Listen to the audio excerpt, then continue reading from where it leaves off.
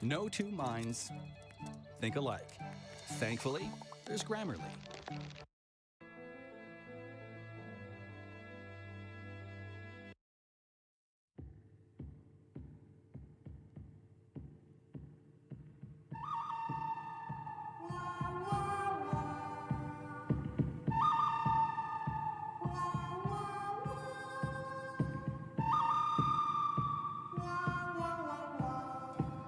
Think alike. Thankfully, there's Grammarly.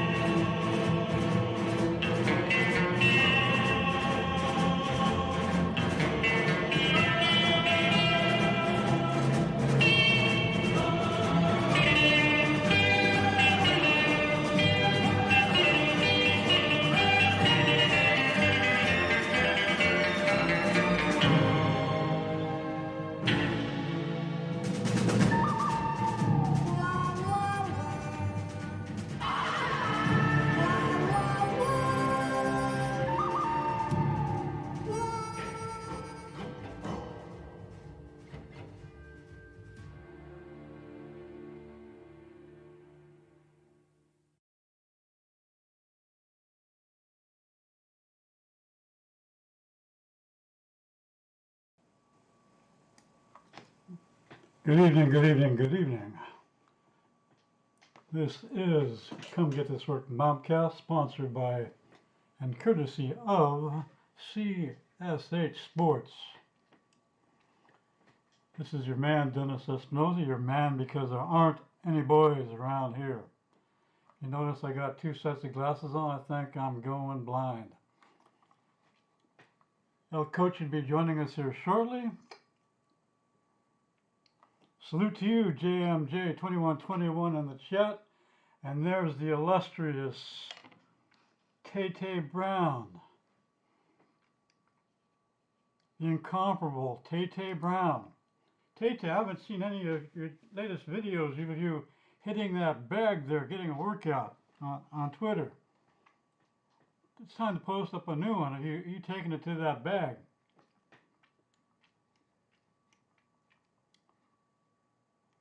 Hope you can hear me. I don't know where Mr. George Page is. I hope George is all right. I sent him an email via the mechanism in Google Hangouts.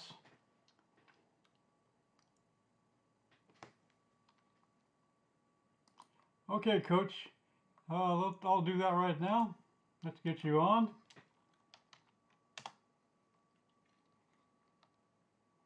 Maybe that's why Mr. George Page isn't on. He didn't get the email Hangouts as well. Let me send it now.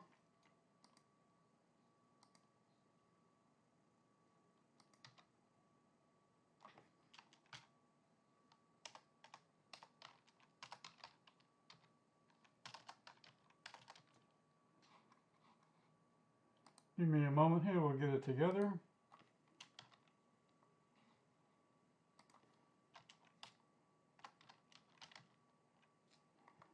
There we go, Mr. Harris.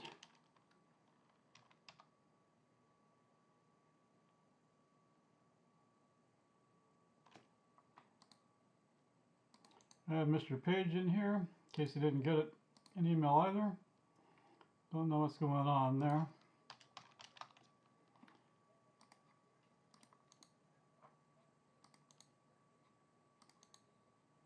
And it's on the way.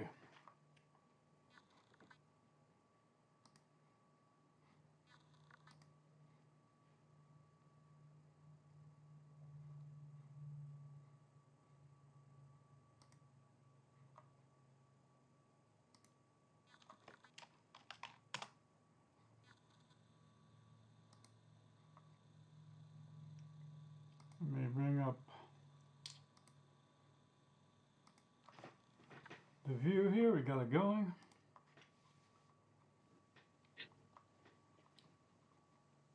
Man. Hey, there he is. There he is. Man. Glad to be here. Mr. Coach, Google Hangouts must be messing up, not sending the emails. Man. Oh, what's up, JMJ21? What's up? Man, I'm finally glad to be back on the Mobcast. Yeah. You've been busy and busy and busy and busy and more busy. Yeah, man. Yeah, I've been trying to get back on this show, man. I've been trying, man, because we're going to push this channel hard, Dennis. Been watching the videos you uploaded. Man. Yeah, a lot of evil, man. I think MMA on my channel can take a back seat for a couple of videos, man. Just a lot of evil, man. A lot of evil. Yeah, I saw your upload, and I didn't listen to the whole thing yet about girls missing in Alabama.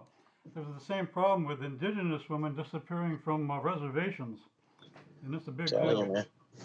Yeah, that organ harvesting real. You get Tay Brown. Tay Brown ain't your darling girl. You be you be hitting on BFTB too. Yeah, man. You be over there hitting on BFTB. Come on, I ain't darling no more. What it do? What it do? Tay Brown. Tay, two-time in your coach? Tay 2-time in the coach, but that's okay. Got my wife Genesis Green. I'm good to go. Got me some Genesis Green running around here. All right. That's How's right. Genesis doing? She's gonna fight sometime, isn't she? Yeah, I think eventually, sometime soon, man. She she got injured, man. Oh, I didn't know that. Yeah, she got injured, man, and she's trying to recover. So she kind of been a little down about it, you know. But always kind of keep people's spirits up, man. Yeah, got to keep on pushing, keep on going. Yeah, GMJ 2121. This is Mr. Dennis Henry Espinoza. Man, Dennis, thanks for doing this, man. Thanks for taking your time, man, to do this, man. Because I know people look forward to it. I look forward to it. I can't talk a lot because I have to work it, man. But man, I mean, I appreciate it, man. Because you and Jason Rose, man, y'all been, man, you guys been doing a whole lot, man. I really want to get this in a position where, man, I can, even shoot some money into you guys' PayPal, man, for doing so much, man. Like for real. Might take a. Yeah, that's okay. It don't matter. That's my pleasure, Coach. I don't, if you send money, whatever. I don't really need it, so you don't have to. But glad to hold it up for you while you're gone, and hold it up for you to do whatever you want to do with it in the end. We just keep it going. Meantime. Nah, I don't. The thing is, I don't want to do it because you're doing it, and it's good. Getting a little better, get a little more animated. Like I say, I'm more of an introverted personality, but we're still slowly loosening up. Mr. George Page, you gonna join us in the stream? I see my wife, Genesis Green. What's up, baby? She retracted her message. That's right. Yeah. Tay, I didn't know you were married to Coach once. Tay says you're your ex-husband, Coach. That's okay. Hey, tell her, tell her love disappears, but I got Genesis Green. I can, go slap Genesis on the ass a few times. I feel better. Oh. How you doing? Good. How about yourself? All right. Yeah. So I've been watching Mr. Sonnen for a long time. He's an interesting folk, but I think he's on the. What do you think about this? I think he's on the UFC payroll. He's always towing the company line, man. Yeah, man. And he always, coming up with these stories. He's a good storyteller, man. If you believe it. Sometimes they're true, and sometimes I just like, man, Chael Sonnen full of shit. Yeah, and it's like he's trying to prep and make influence people to, be be happy with what the UFC does. Yeah, it's like you're trying to make Dana happy, man. Yeah, Trying to kiss Dana's old crusty ass. yeah, probably getting a little paycheck for doing it. Mr. Yeah, George Page, you gonna join us? yeah, yeah, he is probably getting him a paycheck, man, to kiss his ass. And I tell you, man, Chael Sonnen, he don't really need that, man. Chael Sonnen big by himself, man. He doing his own thing.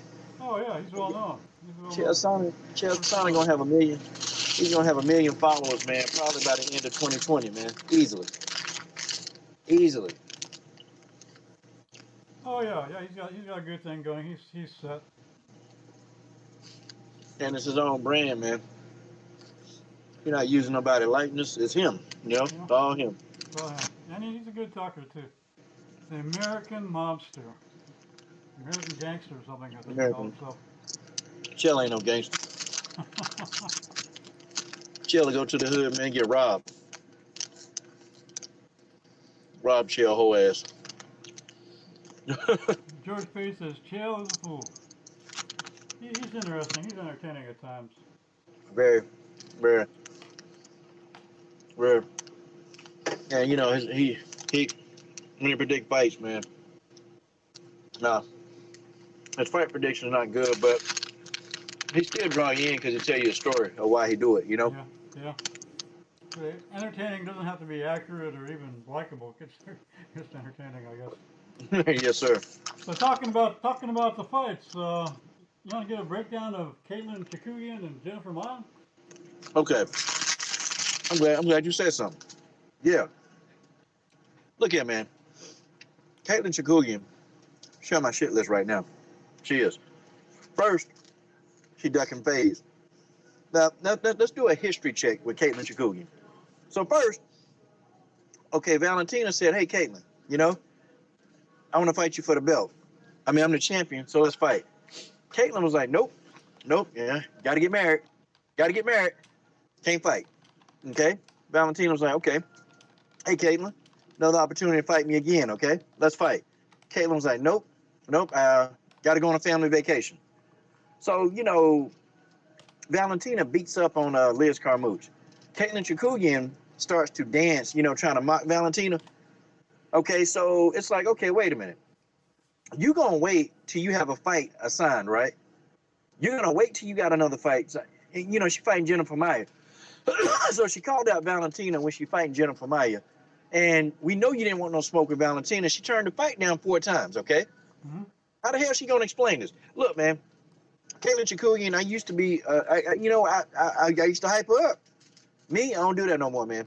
Caitlin Chikugian done right now.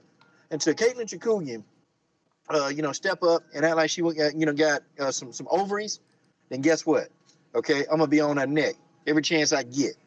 Now Jennifer Maia running around here, and she got Jennifer Maia problems. She got to beat Jennifer Maia. See, she took the fight with Maia after ducking Valentina. I know that this is true. She got Maia problems. And you got Jennifer Maia running around here talking about, oh, well, I want to call out, I can dethrone Valentina. Whoa, hold on, Jennifer. You got Chikugian problems. Y'all got problems with each other. Y'all two popcorn pop top farts. Y'all need to figure it out, okay?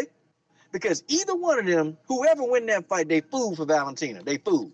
They gonna get ate up. They gonna get spit up. They gonna get swallowed, and then they gonna get thrown up again because they are food. Okay, they can't deal with Valentina. They know they can't.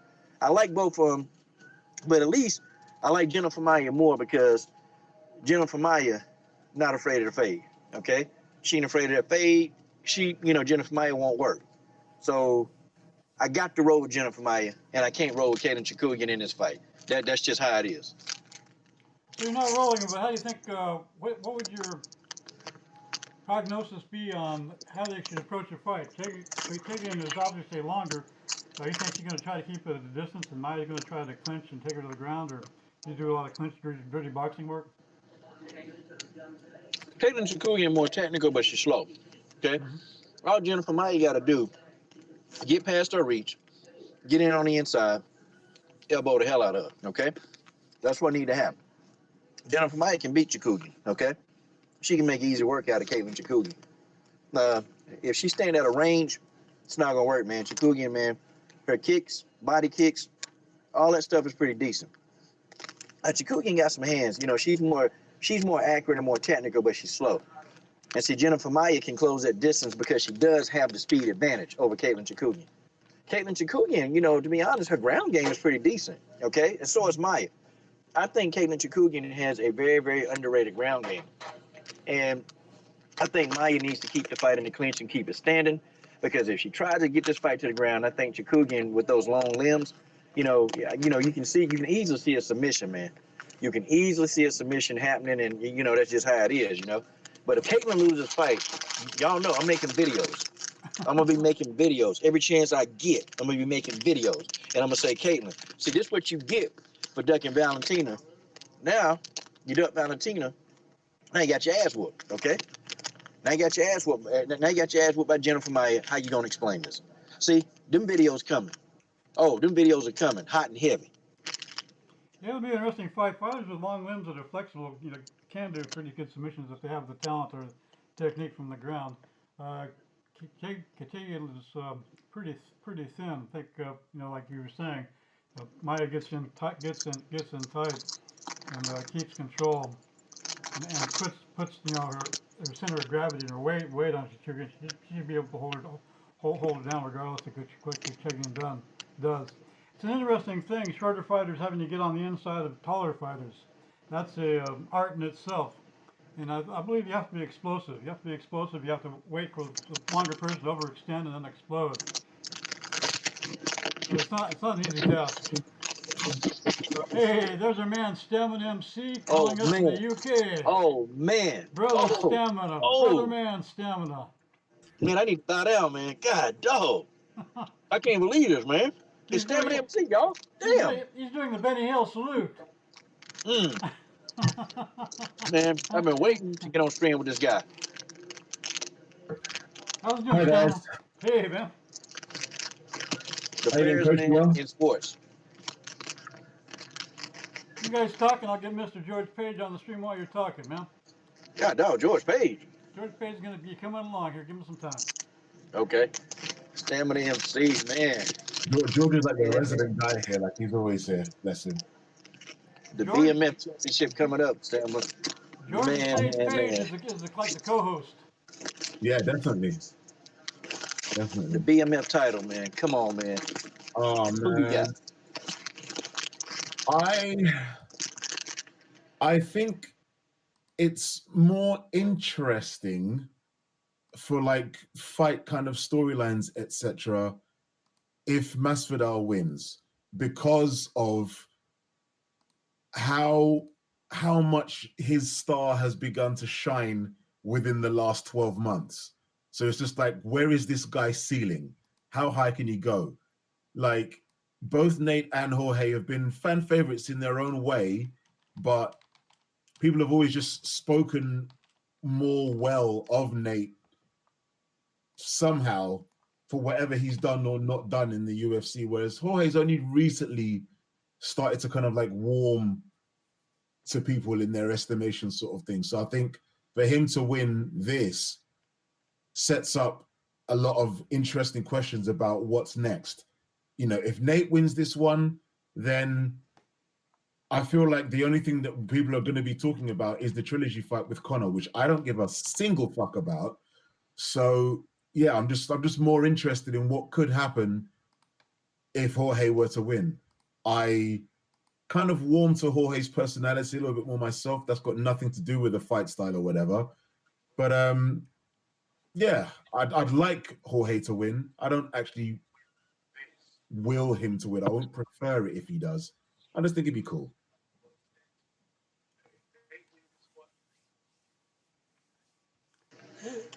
Okay. It'll be an interesting fight. I'm looking forward to it.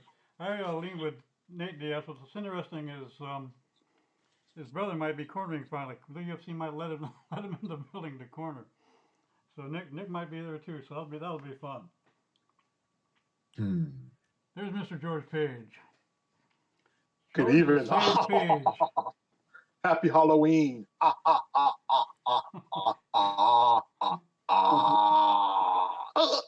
Well, George, if you want to really get into the Halloween spirit, why don't you scare us all by showing us your face?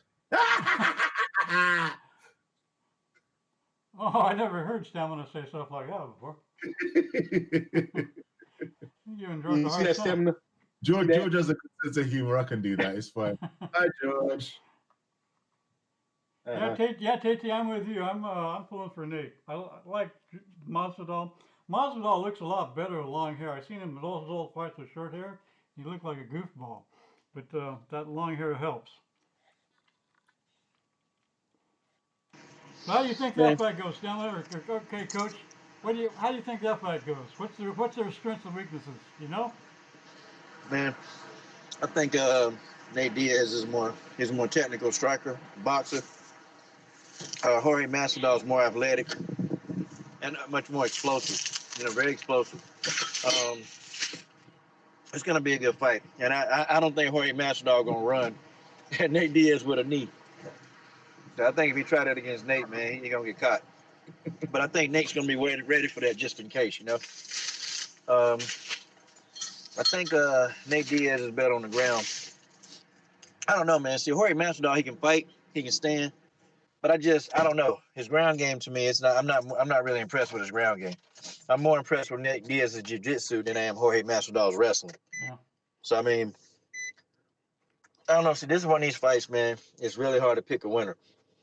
I'm going for Nate Diaz because Nate Diaz just don't give a fuck. That's why I like him, man. Yeah. He got to fight. He got to fight. He's smoking weed, man. I'm sitting there like, damn, man. This dude.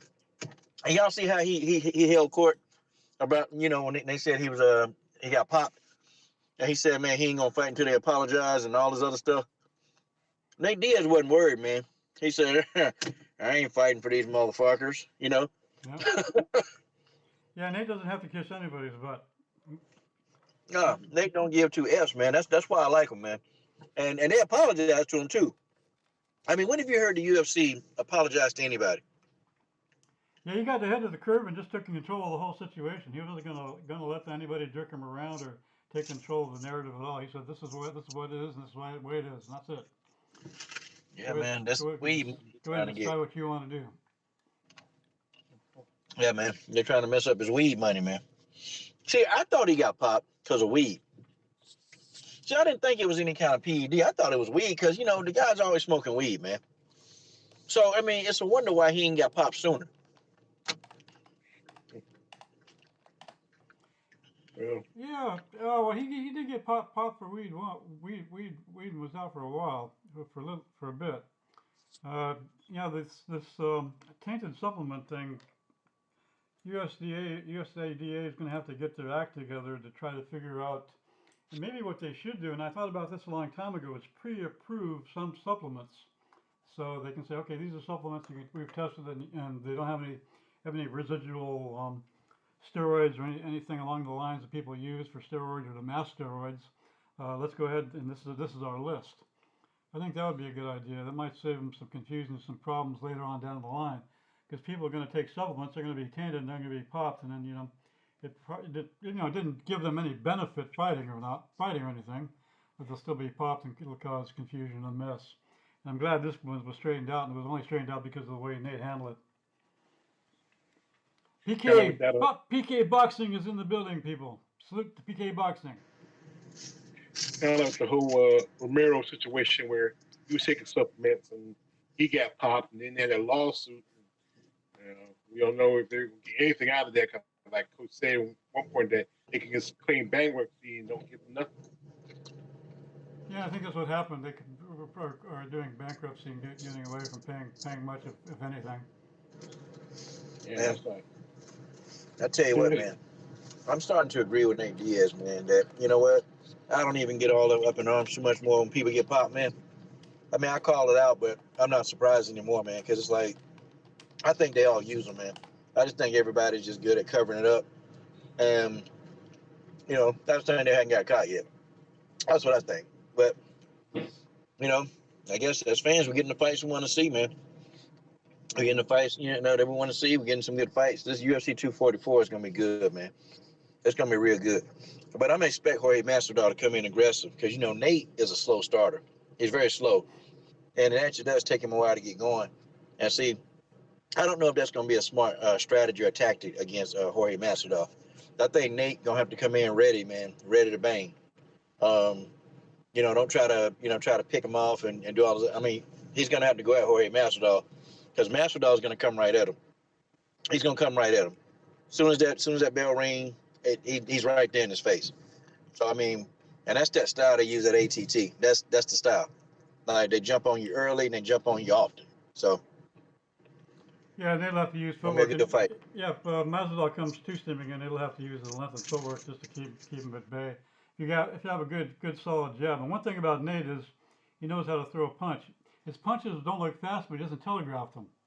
There's a good video showing the difference of how you can land a punch, and you don't have to throw it fast, but if you don't telegraph it, the person doesn't have as much time to react as a telegraph punch.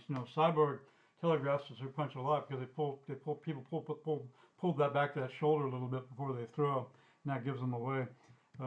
That's one thing interesting to watch. Diaz, he doesn't have quick punches, but he lands because he doesn't telegraph them. What do you think there, Stamina? What do I think of Nate's punches? Or anything along the lines of Masvidal? They're both their techniques. What do you think? What do you think? How do you think it'll go? What will they do, and how will they counter each other? Honestly, like I tend not to take quite such an analytical view of fighters in that regard. Like it's a thing where I know just enough whereby I can tell you if a fighter is deficient in some way. If they're doing something wrong, I can tell you what it is that's amiss. If they're throwing their elbow out when they're punching, or if they don't turn their wrist completely the way over before connecting, whatever else. I might be able to see things like that, but I couldn't necessarily explain to you what makes a person an excellent striker versus a good one. I could tell you what makes you a good one versus a substandard one, but I'm not quite that analytical yet as to be able to tell you to that degree what they're doing so well. I couldn't do that quite yet. Yeah, I was listening to a breakdown of Masvidal. His takedown defense hasn't been that great. It'll be interesting to see if and how Nate takes him down. Nate tends to take people down not by shooting him, but from the clinch and trips and that kind of thing. From what I've seen, so that'll be interesting as well. Mr. PK, you're going to join. We need you, PK. We need you to give us some insight on some of these fighters we don't know. I have some people up on the screen from the prelims. We got Lyman Good versus Chantra Contre, Julio Arce versus Hakeem Dawadu. George, you know anything about these guys at all? No, I heard most of these guys. Other than Maya and Caitlin, those are the only two I know. The rest of the guys, just like I said, I mostly follow the guys a little bit higher on the Food chain, roster than these guys coming up. How about you, Stamina? How about you, Stamina? You have any insights on any of these guys that got up on the screen? I know all of their names, so I feel like I've watched them fight before. But the only one who I can say that I actually have an opinion on is Hakeem Dawadu. Like because he's for his weight class and whatever, he's a monster. Like the pressure style that he has, the knockout power that he has, his tenacity, his ferocity. I'm just like, yeah, when he fights, I want to watch. So I will be doing my level best to make sure that I see his fight. I've got to work that night when all the fights are on, but I'm really going to try and just like stay glued to my laptop as much as I possibly can before I need to go out and do what I'm doing. And I'm going to run straight back because I'm not really trying to miss particularly much of what goes on tonight. I don't think there are any kind of like any beer breaks on that card. Like top to bottom, there's going to be something worth looking at. This card and 245 are fucking fantastic. Yeah, you have me curious now. I got to see the prelims too. Now that you said that about Hakeem, I've never seen him. He's a monster. He looks like he's mad. He's a monster. Yeah, his name's Mean Hakeem. That's his nickname. He looks like he's always mad. Right? Yeah, He has a mad look on his face all the time. he's a nice, well-spoken guy from Canada, but like, yeah, he's a monster in the cage. Let me skip over to the prelims.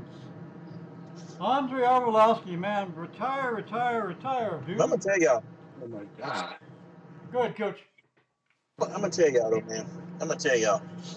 I I don't know if I want to see Derek Lewis fight because man, this guy, Derek Lewis could be a hell of. He can be Derek Lewis could be a damn beast, man. He could be a freaking beast. But the thing of it is, man, this guy don't really. It's almost like he don't take this serious, man. He's Mhm. going in there with like his raw attributes, and he's able to go in there and just land that one hitter quitter and get guys out of there, man. You know, and everybody know he weak to the body. So if you give him a good shot to the body, Derek Lewis is done. He's done. That's it. Okay, he can't take body shots, but he don't really condition his body. And I'm kind of like, damn, man, this guy fights a lot too. I'm like, this is a dangerous fight for Derek Lewis. Very dangerous. And he could get knocked the hell out in this fight. I'm almost ready to see this guy retire, man. When he first came on the scene, I was like, yeah, this guy's gonna do nothing but get better, man. But he doing the same shit over and over. Like he'll throw a couple of shots, gas for air, throw some shots, gas for air, and then by round 3, this man dead. Okay, this man is a walking walker in the Walking Dead. Okay, he fighting to keep his hands up. Okay, he covering up his body from the body shots. I don't want to see Derek Lewis anymore. Out of him. Yeah, Lewis doesn't have the temperament to be serious with fighting. He has all the attributes. I believe he could be good if he applied himself, but I think you hit it on the nose, coach. He just doesn't have the temperament. Doesn't put in all the work that he could put in. See, with this game, man, you can't play, man. You can't play MMA. You can't play combat sports. You can't. You have to really live the fight lifestyle to have longevity. Because one head kick, I mean, that's it. You can be done. One shot to the body, that can be it. Okay. One wrong rear naked choke, and you're a vegetable for the rest of your life. Yep. You can't play this shit. And it pissed me off when guys like Derek Lewis, they come in there, they got all the skill set in the world, and they go in there and they just fuck everything up because they don't want to be serious. So I'm sick of his ass. Okay, go ahead and retire. Save your family the trouble. Yeah, it's a lack of respect for the game. Really, it's like anything in life. If you're going to be excellent at it, you pretty much have to be obsessed with it. You see people, waste talent all the time. You see people that are mediocre, but they put in the work and rise to excellence. Yeah, the thing with Lewis is that Lewis is a fighter, but he's not a martial artist, and he has no desire to be. He's even gone on record publicly as saying that he's not on that MMA thing. He's not really trying to wrestle. He ain't trying to learn jiu-jitsu. He's not wired that way at all. He just wants to fight because he's seen that power of his get results. He's like, well, that will do. As coach says, I only have to hit them once, and that's it. Fight's done. So, yeah, he's just making money for as long as he can. Whenever he reaches his ceiling, then I guess he'll just stop doing it. But in light of the fact that he was able to get a title shot purely off just being able to swing, means that there isn't really any reason for him to take it any more seriously than he already has, because he's gotten pretty much to the top just with what he has. He's not motivated to do any better than he already has, as I see it. Yeah, he's another guy. His personality has been entertaining. He's got him so far, and it's got him pretty high because he got the title shot. But that's it. His personality. He's funny to listen to. That's about it. Arlovski's another guy that should retire as well, in my opinion. I don't know why he took it out. Go ahead. But Francis Ngannou did. Francis Ngannou, when he got exposed by Stipe Miocic, he started working really hard on his ground game. Yep. See, that's where the holes in his game are. It's in his ground. He got exposed hard, man. And he even said on an interview that he don't want to get exposed like that again. And he's going to do everything he can to prevent it because he wants to rematch Stipe. And you can definitely tell, man, even in his last fight, man, his ground game looked damn good. And his takedown defense looked even better. So I'm like, okay, so maybe this guy's becoming a complete package, but Derek Lewis, I don't know, man. I can't respect the guy because, you sit around in camp, I mean, you sit in camp, you eat a bunch of shit, okay? And the only training and exercise, you don't really do road work. No, you don't do any of that. You go in and you spar, the same drill he always does with the damn hands and the mitts, that drill. And then I'm thinking, what the fuck else does he do? What the fuck else does Derrick Lewis do, y'all? Don't know. I have no idea. Go ahead, Stamina. You muted, Stamina. We're not hearing you. You muted.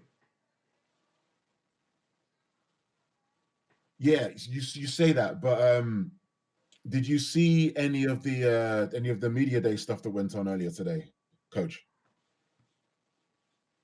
Tell us about it. No. He's back. Good. Good, Coach. I'm sorry, sir. Did you see any? Did you catch any of the media day stuff that went on today at all? Any of the face-offs or anything? No, man, I didn't. Okay. Well, when you got some time, just go and check out the highlights and whatever. Because the only thing that I'll say, not that I'm trying to defend Lewis at all, because me and him don't have it like that, but he looks trim. Like he's never been as lean as he looks there. If he's done nothing else this time, he's been looking after his physicality, and that he definitely needed to do, because as we've seen and heard a bunch of times, no matter what his camp has or hasn't been like, he's always moaning about his fucking back. And why is his back giving him problems? Because he's fucking heavy, like obscenely heavy. So to actually see him actually noticeably trimmed down versus previous times, the same way you saw even Ngannou trimmed down a bunch in like his last 2 fights versus his first 2. You know what I mean? So it's just like actually to see him as lean as he is now is encouraging. Because he's at least taken something to do with his training seriously. Maybe he won't fight any different, but he's not going to be the same fighter because he's not going to be carrying around all that mass.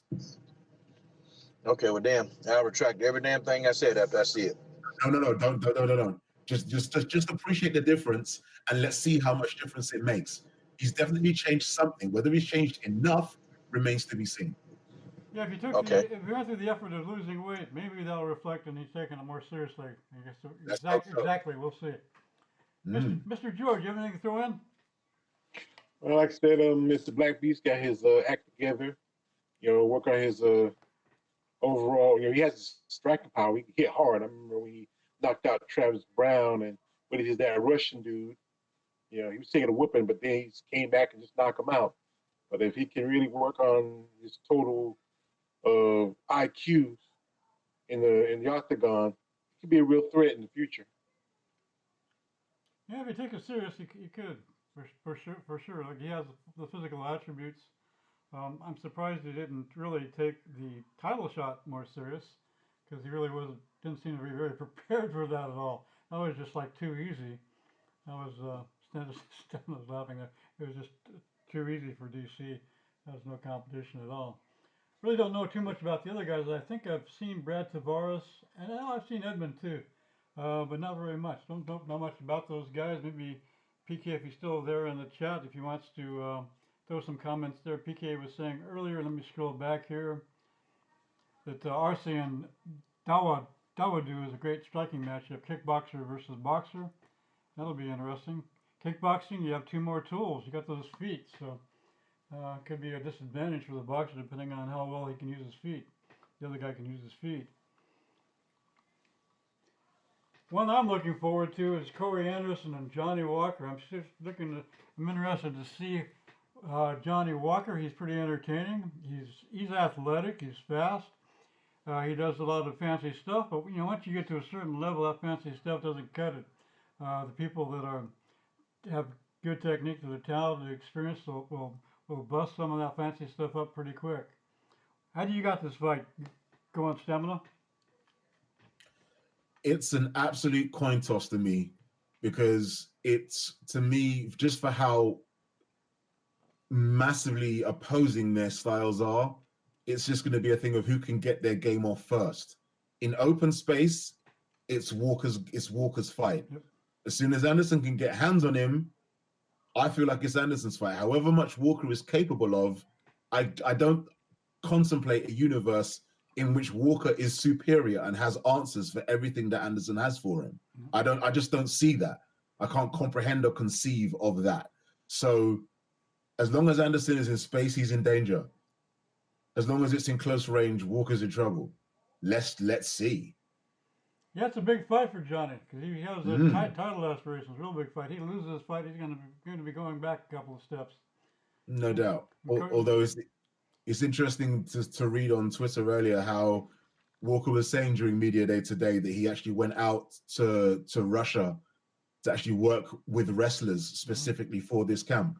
Granted, it's not the same style of wrestling that they do in Russia as they do in the US, but the idea that he isn't just overlooking Anderson and just thinking, yeah, whatever, I'll just knock him out in the first 30 seconds, whatever, and has actually applied some thought and therefore technique towards his approach for this is encouraging.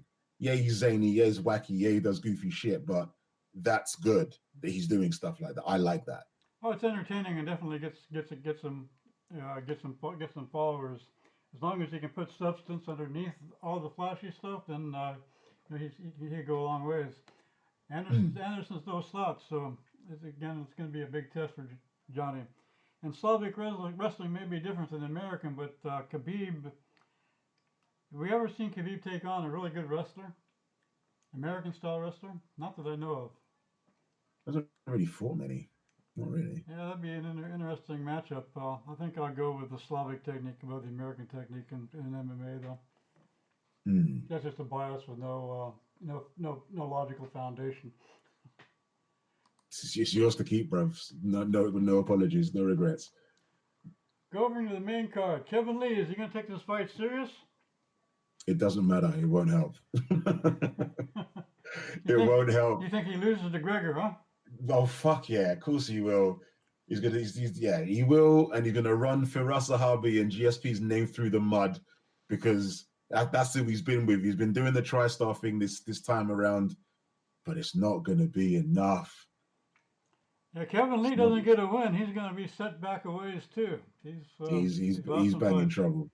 He's banging trouble. Especially the longer the fight goes, the more trouble he gets in, because we know that fuse is pretty fucking short. You know what I mean? Yeah, talking about differences of personality, Johnny Walker and Corey, they have the same differences between Derek Lewis and Ivanov. Ivanov's rather demure and shy. It's not the weigh-ins. It's like, is this guy even a fighter? Just totally different personality than Derek Lewis, so that'll be interesting. Mm-hmm. George, what do you got with us? You have some comments? Well, like I said, Matthew's last fight with Leo Kenta, he really needs to step up. Al Kenta's pretty much he's not even a full-time fighter anymore. He's mostly a real estate agent. Just fights on the side, and that's sad when you're really more competitive than your opponent, and then he beats you. Yeah, because he didn't put in the work. Kevin Lee, more athletic, I think a better fighter than Ikenta. I think Ikenta put in the work. He was ready. Kevin Lee, I think he took it for granted that he would win, and he got beat. Stephen Thompson versus Vicente Luque. I like watching Thompson, his karate style. He just needs, he's one of those two one-dimensional fighters in my mind that hasn't improved and worked the rest of his game, though. It'd be interesting to see if he's put any work in that. What do you know? Does anybody know anything about Vicente Luque? I've seen him fight once, but I don't remember much about him. Oh no! If you've seen it, you'd remember. His most memorable stand-up moment was versus Barberena. That was the motherfucking barn burner. That was him. I remember that fight. Ooh, that was such a good fight. So good.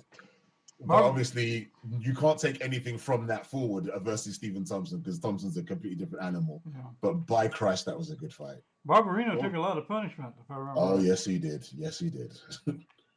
What do you think of Stephen Thompson? Man. Go ahead, Coach. Man, look. Stephen Thompson on that bullshit. He ain't tried to develop no parts of his game. The man with his hands down. And you already know how I feel about fighters that keep their hands down. You already know you're a walking knockout. And guess what happened? He got knocked the fuck out by Masvidal. He tried to do all that karate stuff. That's his. He tried to do, the Mr. Miyagi crane kick, and that stuff failed, okay?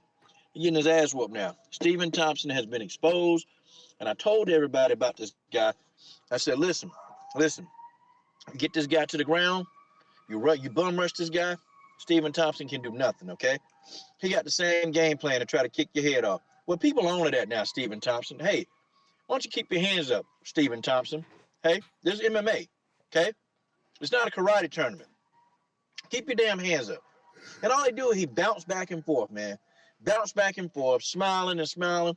You know, he was smiling, and Masvidal punched him out. Then that damn smile went from a KO. He got put to sleep, okay? I don't know. Stephen Thompson, they need to go back to the drawing board. I feel like, man, if you get the guy to the ground, and I remember when Tyron Woodley took him down, man. He couldn't do a damn thing. He was helpless, man. And I'm like, damn, I'm getting choked up. I don't even know how a guy can get to that level and win all those fights and can't fight on the ground. And you would think that the light bulb would have went off for the rest of these damn fighters. No. The people he knocked out, they tried to stand in front of him, and they didn't think that he can get his legs up that high, but he can. And he was knocking them guys out. You know, I think, you know what, Stephen Thompson loses. Again, okay? Again.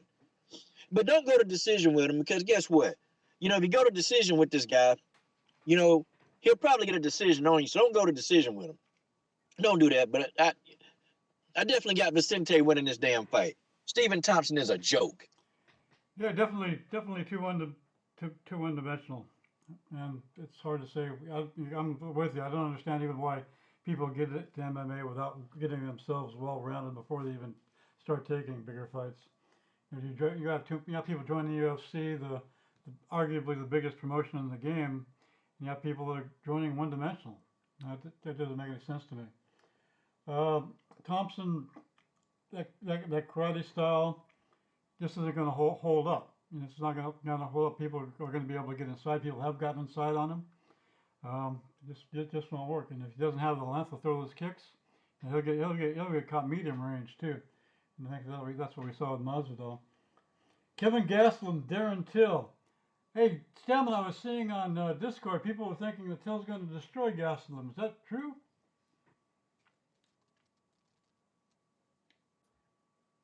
You're locked up a little bit. How's the stream going? George, you there? Yeah, I'm here. Okay. Stamina's a little slow there. Yeah. I think. Go ahead, George. I think we just go about if you know, Till can make the weight. That's the thing.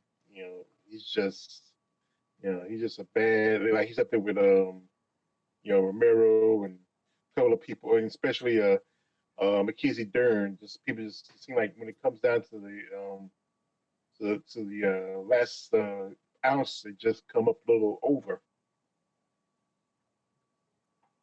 Yeah, it's going to be interesting. So this is the first fight for Till at the higher. Is this the first fight of Till at the higher weight class, Stamina? Yes. So it'll be interesting if that helps him out. If he loses it this way, he'll end up like Rockhold and Weidman, moving up and losing, and then moving up and losing some more. Yeah. That they only got into America today. Edgar, but you know, he's like hold on, go ahead, George. You're talking over each other. Go ahead. Like how Conor wants to fight Frankie Edgar. Edgar's 2 weights below, you know, and it's just don't make no sense. Yeah, Frankie, I think would still give Conor some problems. It'd be interesting because Frankie has a good ground game as well. I think, you know, Frankie's not only smaller, he's got a lot of mileage on him. If you can go back and look at his fights with Greg Maynard, there were wars, and Frankie looked out of it, and he won 2 fights after looking like he was going to get his butt totally kicked, and he won. He's taken some damage. He's got a lot of mileage. He's a tough little guy though, for sure. Yeah. You going to say, Stamina? Conor McGregor's a hoe. I wasn't going to say that, but that'll do. I'll take it. He's more trick.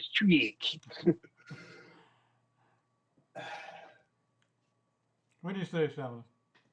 Oh, I forgot the question. That was so funny. No, I just heard something being said about Gastelum and Till, and you know, Till moving up to the new weight class and whatnot. I just, you know, any kind of confidence that I had about the new weight class and the possibilities and whatever were slightly dampened by the photos that appeared of him on social media. I think we spoke on it on a previous edition of the Mobcast, actually, just for how big he looks. I'm just like, well, big is cool, but big is not cool if you're slow. Right. Like, you need to learn how to occupy this new body that you have. And if you don't, then you're just going to end up being Luke Rockhold and just be really sluggish and get punched the fuck out. Yep. So there's that. And then there's the fact that Darren Till only actually landed in New York today. So in terms of A, weight cut, and B, jet lag, what the fuck is he going to be like on Saturday? How far do you have to fly? Oh, just from England. It's just like 5 or 6 hours flight, but like... Yeah, that's not good. Yeah, that's just to give you a little bit of it. That'll take a little edge off you. Actually, no. From here to there, it's 7 hours flight, but it's also 5 hours difference. New York is 5 hours behind us. Yeah. So, and then you got to think also he has to get through TSA and everything else and like that. That's another 2 or 3 hours of that, you know.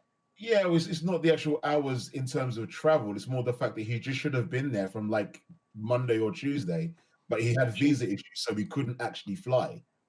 Mm-hmm. So you should take some of the things first. If you like in early the week, knowing that's going to be your fight week, should have went ahead and prepared earlier, and then he probably would have came in that Sunday. Would been better. Just get stuff, settled, comfort, get the jet lag shaped out of him, and do the little, meet and greet here and there, stuff like that. Yeah, 100%. But if you don't actually have the right paperwork, as soon as you get to America, they're just going to send you the fuck home. So in fact, a lot of the time they won't even let you get on the plane. So if you don't have your right papers, you just stay the fuck home. So he could not leave when he should have left. It wasn't an option. It wasn't possible for him to do because he didn't have his papers. The earliest he could arrive was today. All I'm saying is that because of that, what does that do for his acclimatization to the different time zones and to weight cutting? Because everyone understands by now that flying promotes water retention, and water retention is the antithesis of what you want to be doing when you need to lose weight. So yeah, I don't know. It's a bit dicey now. Like shouldn't have been, but now it's dicey again. It'll be interesting. You mentioned speed. Gastelum is explosive. We saw that with his fight with the last Stylebender. Yeah, he's a little guy. He doesn't have much body to move around, so he can move it quickly. Until Till's taking punishment, I think a lot of people say the same thing. They tried to move him too fast. They might have just ruined him ultimately. That's hard to say. I guess we'll find out. But I get the feeling that they sort of ruined him as a fighter in a way. Moved him too fast. He took too much punishment with guys that he shouldn't have been fighting at that level. PK Boxing says in the chat, Thompson wins if Luque tries to point fight him. If he presses the issue, Vincente has better hands and superior ground game. PK also says, I think middleweight is a good move for Till. The weight cut probably won't be as bad this time, but why is he jumping into a division against Gastelum? Yeah, that's what I asked here. It's jumping in against one of the top 3 guys. Till has a pair on him, I'll say that. He does, but it's like, you gotta, sometimes having a big pair and a small mind is not a good thing. Yeah, sometimes it needs to be the other way around. Sometimes if your pair is that big, it'll actually, impede you can't walk properly. Might end up tripping over them. Yeah, that's interesting. George, you have something you want to say? No, like I said, listen to you guys and getting your point of views, like I said, and just learning a little something. I'm still I'm still a bit of a novice when it comes down to most MMA. And then we have, of course, the fight we're waiting for the baddest blah blah blah fighter, PG-13, as we say. Jose Masvidal versus Nate Diaz. I'm pulling for Diaz. Like Jorge, he's the bad guy. That's an interesting fight. The Florida Goon versus the West Coast Gangster. Mm-hmm. Stocks versus Miami. That's gonna be a fight. And Jorge, I saw that picture of him dressed up like Tony Montana, but he's the bad guy. Say hello to the bad guy. Like, you need people like me. You need people like me because I'm the bad guy. Well, we're through the card on UFC 224. You got anything else you'd like to talk about, George? Like I said, we talking about that. XA posted a video about Paige Van Zant turned down a fight with Macy Barber, take this fight with Antonina. It's kind of funny how she can turn down fights, but when Kat Zingano turned down a fight, they dropped her. And I think Paige has more losses than Kat, if not equal. Yeah, Paige was smart to turn down enough fights. She just get hurt. That's all I got to say. Oh, there was news. Kat's actually joined Bellator. Did you know that? I saw that today. Kat Zingano is now part of Bellator at 145. And that's something good for her because, like I said, with 145 division is probably better because Kat's getting older and it's probably better for her to don't take so much to her weight compared to if she stayed at 135. And then you got like Cyborg, Julia Budd, Arlene Blanco, you still got Sidney Danois sometimes, and Olga Rubin, and the list goes on now. Don't forget, you also got Leslie Smith. So I think possibly they might do this. It might be like UFC from a UFC fight versus from a UFC fight. They might put her against Leslie for her first fight. Kat Zingano, my girl. That's my girl, but Kat need to sit her ass down somewhere, okay, before she get her ass whooped. That's what's been happening. Look, you lose to Megan Anderson, go on and sit down, okay? The fight game's passed you by if Megan Anderson can beat you. Well, Okay. That wasn't a real loss, man. That Come was on, man. She lost fair and square. She could not continue. She got it was a doctor that stopped it, and plus it was from a cut over the eye. That's okay. Like, it was a cut landed by a blow. Stop it. Yeah. What about when Valentina got that up kick from Liz Carmouche? What about it? Wouldn't that be the same thing in a way? Megan Anderson didn't throw an illegal kick. See, that's the difference. So when we look at this, she got kicked in the face by Megan Anderson, couldn't continue. That's what happened. Okay? Kat needs to sit down. She needs to sit down some damn well, okay? She barely damn move, can barely talk. She needs to sit the hell down somewhere. See, that's you talking because you don't have to get in there. Okay? She don't want to get in there. She going there with brain damage already. She done already said it. Okay? So she going in there already with a damaged mind. I mean, what? Come on, man. She moving up in weight. What the hell you think gonna happen? Somebody gonna lay her ass out. And y'all heard it first right here. Kat gonna get laid out. And I'm gonna say I told you so. I'm gonna say I told you so. Who do you think she fights first? Huh? Who do you think she fights first in Bellator? They ain't gonna give her straight to Cyborg. See, they'll probably give her. No, you don't do that. No, They might give her Janae. They might give her Janae Hollow Point Hardy, or they might give her Sneed Kavanaugh. One of those two. Olga Rubin, maybe. Yeah, for me the jury's still out. I got to see her to fight in the fight that goes longer than part of a first round. It's unfortunate though because it's like one bad decision that affects the whole landscape. She could have beat Rousey back in the day, and she just made a bad decision. I think if she hadn't have done that, she would have won that fight, and Rousey would have been out of there a lot sooner. Yep. Everybody's treating her like she was larger than life, but see, Kat tried to do that damn magic jumping knee, and that jumping knee didn't work. Mm-hmm. Yeah, because that could have been her fight if she just kept it, because to me she's a better wrestler and grappler than Ronda Rousey. Oh yeah, without doubt. And and also a good striker. If she had kept it, toe to toe, I think she probably would have just beat up Ronda bad. She beat up Misha Tate. Then she beat up Nunes. She beat up Nunes too. Yeah, she beat up Nunes too. And I think that was a win. That Amanda was beating the hell out of it up for a while. Eventually. But you remember Amanda. Amanda was being knocked. But see, remember Amanda? She gasses out. She probably gassed out a good way halfway through. See, Kat was smart though. She played it safe. She let Amanda blow her load. And see, when Amanda gassed out, Kat Zingano gave her that damn double arm suplex. That thing was beautiful. Yeah. And she beat the hell out of Amanda in the last round. But see, I'm worried about her. Kat Zingano moved like She moved like she a stick figure, man. And I'm like, damn, was got this bad? She moved like Chuck Liddell. No, Chuck Liddell's fat, but it. Ooh. Well, you know, I love Cat. Beautiful lady, but damn, Mm. damn, you got to retire. It's about time. Oh no, oh no.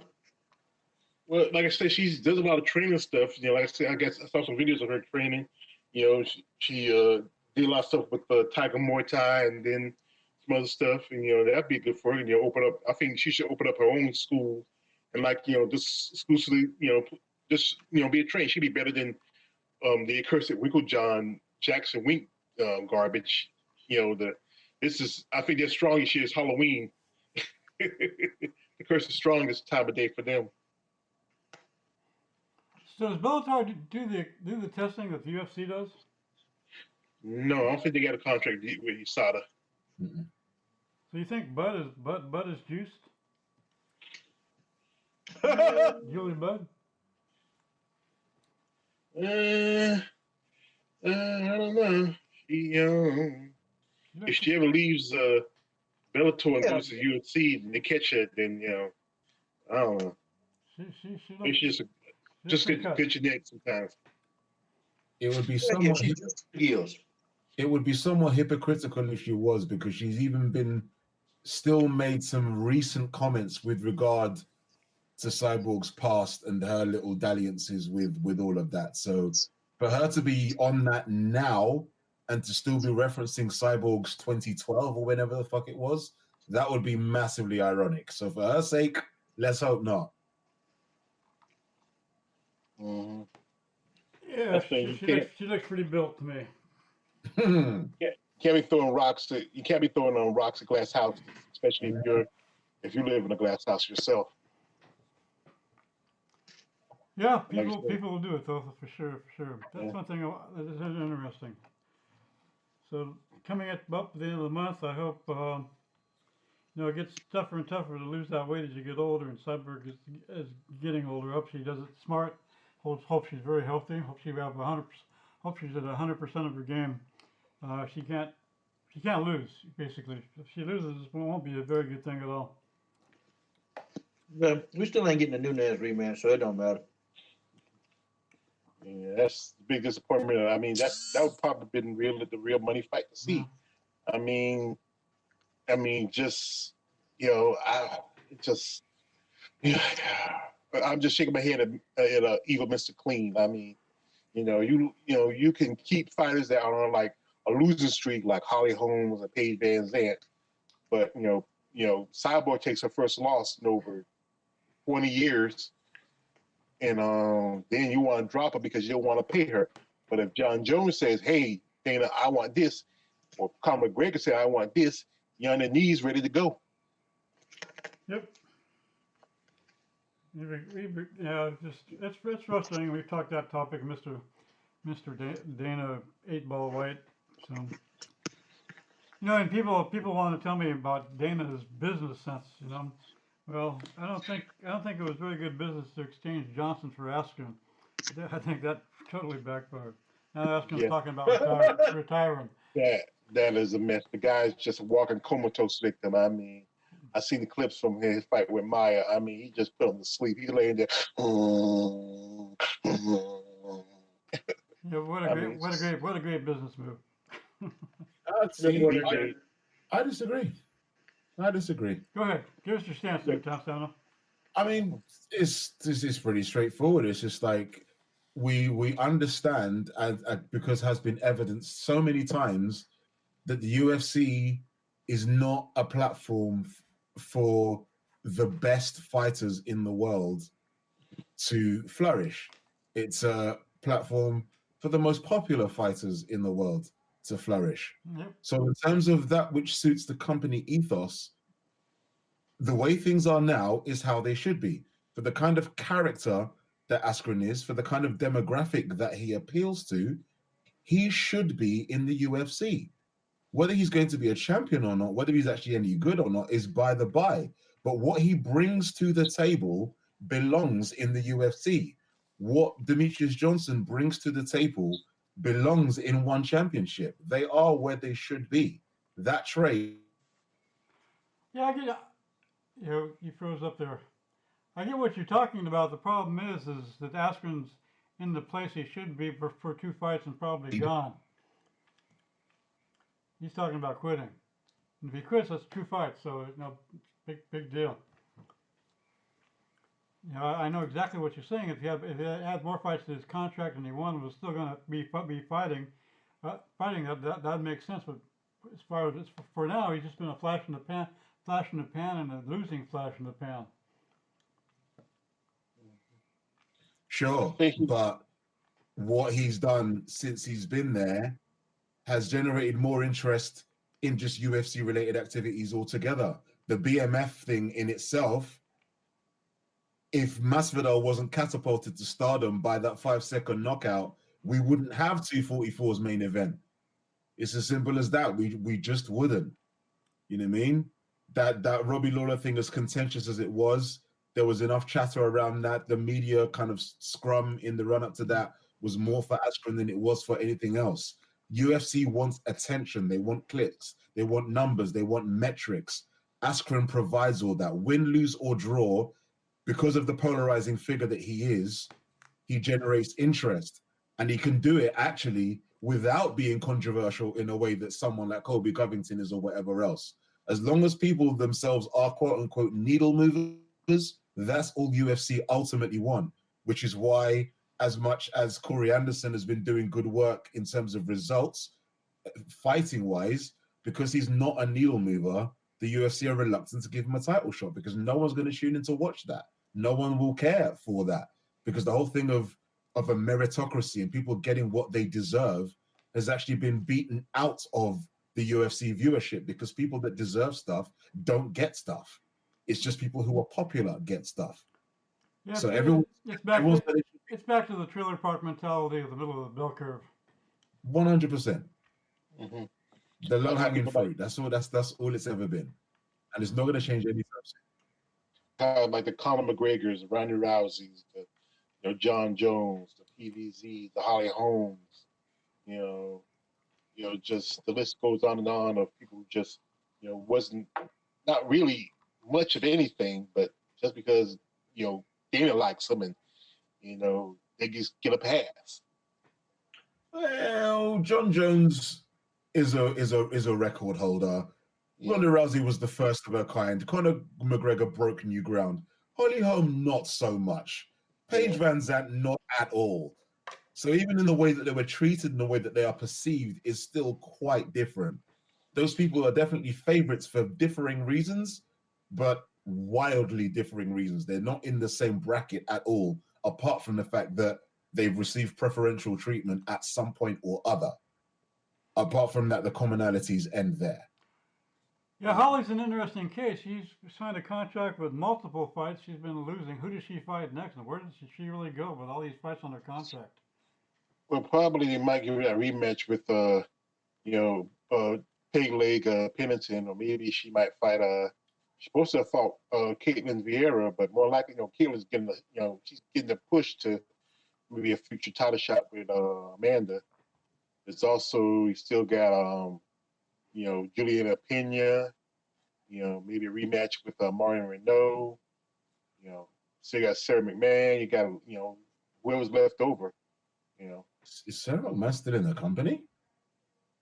Yeah, she's supposed to fight this year, but she had to drop out, and I think she was replaced by, I forget which fight it was. She was to fight somebody, and she replaced. Really? She's still on. They just hadn't there yet. If you hadn't heard they had dropped it yet, they haven't. Just to go to Tapology and see what I can see. Let's see what you can find there. We should have a betting pool on how long Valentina will hold the title. Yeah, so it's gonna be a while. I don't think anybody, unless if they fight Nico Montano. Nico's gotten too you see him last fight with Juliana Pena. Nico should be fighting as a featherweight. She's too scared. She's scarred. She's too scarred to fight Valentina. And she had to run up to bantamweight. Yeah. Nah, she needed to go the away, man. She I needed think a good fight for her would be maybe her and Sarge. That fight it should have happened when they had the Ultimate Fighter for the championship. You know, that fight should happen. It should have happened a long time ago. Yeah. Anyway, we've gone slightly off topic. Anyway, the point was, what the hell does Holly Holm do? Because, frankly, no one really was bothered to see a rematch between her and Raquel in the first place. So when that didn't happen, no one was really like, no. I mean, they kind of were, because the card in Australia wasn't great from top to bottom. So one of the only other big names not being there made a bit of a difference. But no one really cared to see that fight. They just wanted to see her, like her name value was the important thing, but not the actual matchup itself. So in that sense, I have no fucking idea, because those of us that really knew fighting knew that she wasn't ever going to do anything to Amanda, and that fight made no sense. We saw it. It went exactly the way we thought it did. No surprises. What next for her? Who the fuck knows? And who cares? Exactly. Who cares? She I'm not interested in really seeing her fight again. she's the equivalent of like she's the like everybody remember Buster Douglas beat Mike Tyson. Then after that he just fell off. That's what she's equivalent. She's the female version of Buster Douglas. Bustina. Bustella. Bustella. Bustella. Holly Bustella. But I think who we see now, you know what? The year's about over, and it's 2020 is coming up. What fights y'all gentlemen would like to see happen, and who you want to see step up?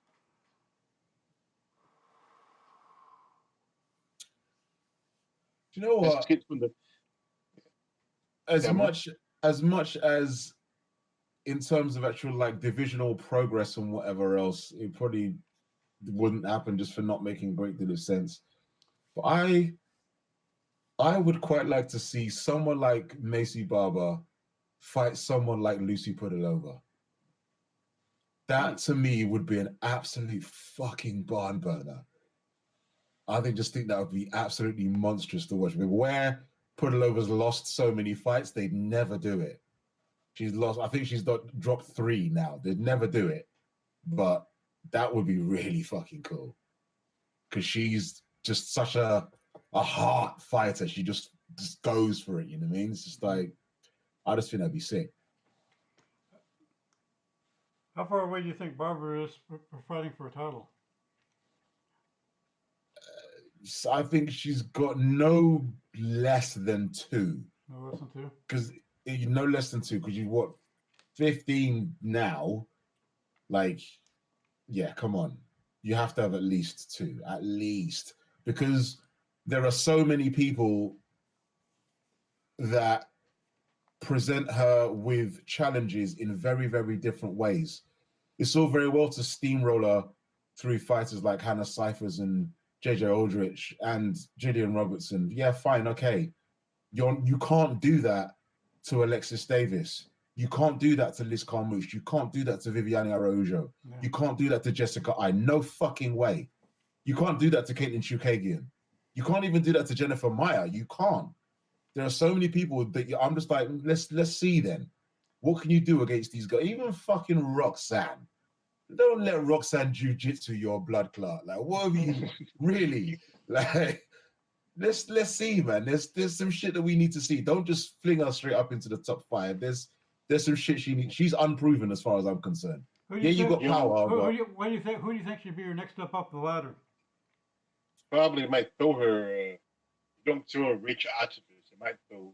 Oh Jesus, no. She'll go straight through Rachel. Fuck that. That's terrible. No, we won't learn anything from that. I think someone like Molly McCann or Antonina. Molly McCann would be that. Both of those would be a respectable step up, and we'll see what the fuck is going on from there. Yeah, she does definitely has the temperament. She put together an improved technique. She'll go up the ladder up just fine. And then she runs. Do I sense Macy Barber hate right now? Am I sensing Macy Barber No. hate? No, you don't. Coach, we just No, I have don't. No, she's you still don't. young. She needs Oh, No oh such thing has God. happened. No such thing. Macy You're Barber on the wrong is, stream, coach. oh man. Man, there I hear it. is I no hear it with hate. my own ears, and I can't believe that thou is speaketh against Macy Barber in this fashion. Oh, I don't know how we're going to explain this. You need to clean your ears out. Take a big Oh, cotton swab. Like oh no. no, One ear through the other. man. We're not hating on the girl. We're just saying she Macy still Barber will has go in there. herself. She'll slap Caitlin Shakugian around. Okay, we know and I know. She'll get in there and slap Caitlin up. Caitlin can't get. Caitlin's still trying to find. She's trying to still hide from Valentina. Okay, can't even mention that. She probably, I don't know. Yeah, she'll slap Roxanne Modafferi around. Hey, everybody slapping Roxanne Modafferi around. Antonina. And Antonina, you know, I gave Antonina that work though. You know, she calling out Roxanne. I mean, she calling out Paige Van Zandt. And I'm like, Antonina, we got Roxanne Modafferi problems going on right now. We got to get that head on a platter. Hey, I need you to shut up about Paige Van Zandt, Antonina. I need you to shut up, okay? Don't talk about Paige Van Zandt anymore. Everybody knows she can't fight. If Macy Barber fight Paige Van Zandt, okay, good. No problem. Okay? We know she's trying to get her name. No That is a problem. problem. It is a problem. It's a massive problem. That fight should Yeah. never happen. Yeah, Paige gets hurt. Macy That fight Barber. should never happen. Anyway, continue. Macy Barber trying to get her on. name out there, and then Macy Barber want to fight the top of the best, okay? Antonina Shevchenko need to be ashamed of herself for this, and dang it, you can't fight Paige Van Zandt, okay? I agree. I don't want to see that fight. I don't want to see it. I agree. It shouldn't happen. If anything, Anthony should fight someone like maybe KK Lee or somebody, at least more competitive. But you know, We got Roxanne Modafferi problems going on, George. Yeah. We ain't got time for them. I'm saying get Roxy, but you know, We got to get Roxanne Modafferi head on a damn platter. But I you need said, like- Roxanne Modafferi head. I need it today. I want to hang that head up on my wall, glasses and Super Saiyan outfit and all. I want Roxanne Modafferi now. Why do you want a librarian's head on your wall? Oh, God. Roxy was talking all this junk about my Antonina, and guess what? Okay. Roxanne got to pay for this. Roxanne got to pay for this. Okay? Coach is in She his got to pay feelings. for this. He's in his feelings. He's in his feelings. Coach, he got to get out of your feelings right now. This is what it is. It's about assault. George, you are a hater. I kind of get it though. I kind of get it because it's not even just that it was a loss. It was a loss that didn't need to happen, and it was her first loss. Yeah. That's not okay. It didn't need to happen. I remember watching that fight, and I'm just shouting at the screen. I'm just like, don't look at her. Fucking hit her. Like the longer you stand there, the longer you're gonna give her to put hands on you. Fucking hit her. She can't take it. Hit her. Ah! What are you doing? Roxanne been picking on us, man. Roxanne been picking on us, making memes. No. We need Roxanne now, okay? Roxanne Modafferi cannot leave unscathed, okay? 2020, she cannot leave unscathed. We got to get her head, and we need that head before the year's out. But we need it before 2020 is out, okay? Coach like Thomas Blaine. I want you. Somebody needs to sneak in Roxy's next fight and change your walk-in music to Roxanne. You don't have to turn on the red light. Oh, the police. Yeah. That'd be funny. Yeah. But like I said, this is just really what it is. It's a soft touch for Antonina, and it's this is we all know this is Paige's last fight on her contract. She's gonna get let go because she was supposed to be a promise, but really the real promise now is Macy.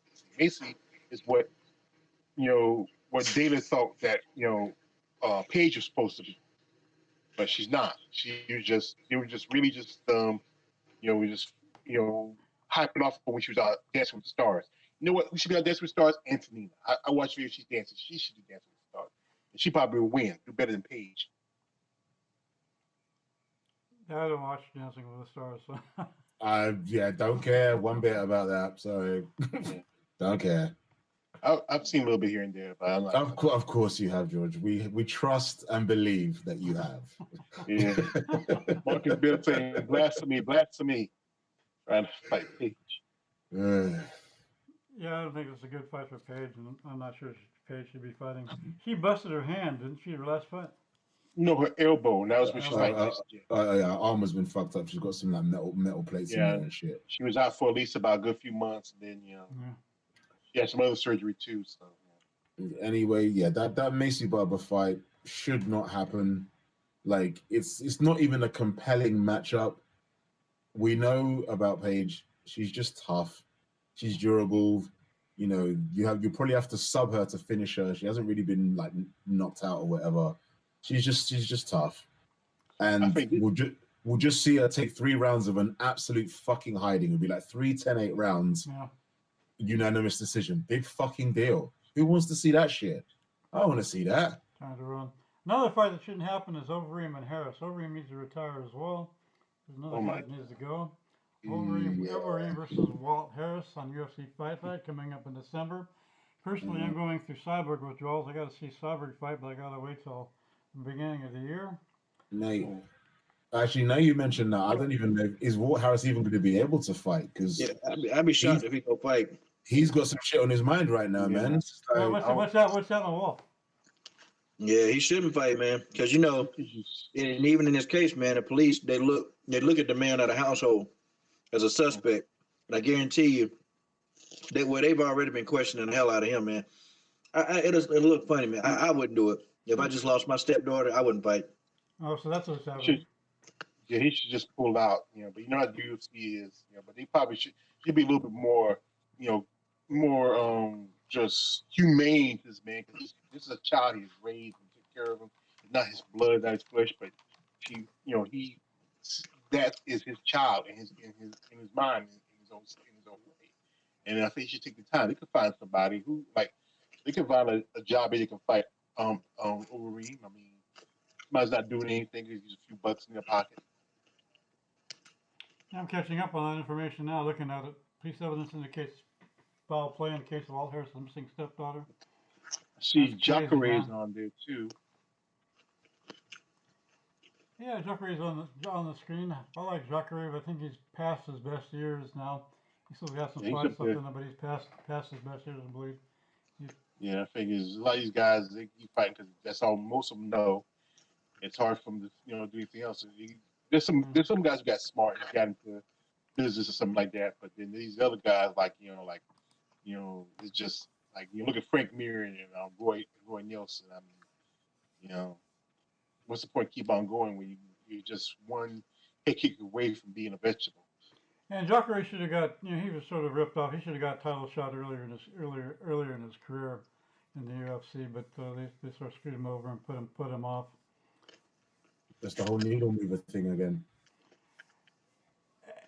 Good evening, XA. XA's in the house. Abdullah bin Bobby. XA. Abdullah bin Bobby. Did they find Walt's daughter? Nothing I've seen. If they don't find her body or something like that, here's the worst case scenario. She's probably, it just happens quite a bit, human trafficking. She, end up being a sex slave. Jesus, no, I don't even want to fucking think about that. Jesus. Yeah, that's all. That's what that happens. That's well, you get back to the topic of missing women in Alabama and missing indigenous women from reservations. Yeah, I mean, they've been disappearing. It's like, man, I wish. Sometimes I think about getting out here and setting up and trying to figure some of this stuff out.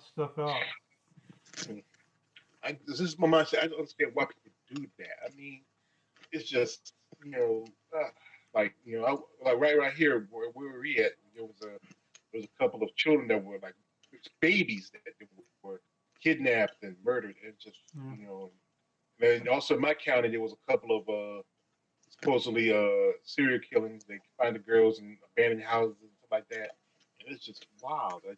You got some crazy stuff. You have the whole child thing, Australia, here, everywhere.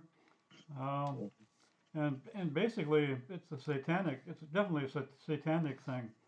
I've read some articles. I don't know how true they are, but apparently if you get a person, a child or an individual human being in a state where they're totally terrified that there's a compound that their body generates that's associated with adrenaline that they'll extract, and they'll use the people that do this garbage actually inject it or use it on themselves to help their own bodies. It's pretty weird stuff to read about.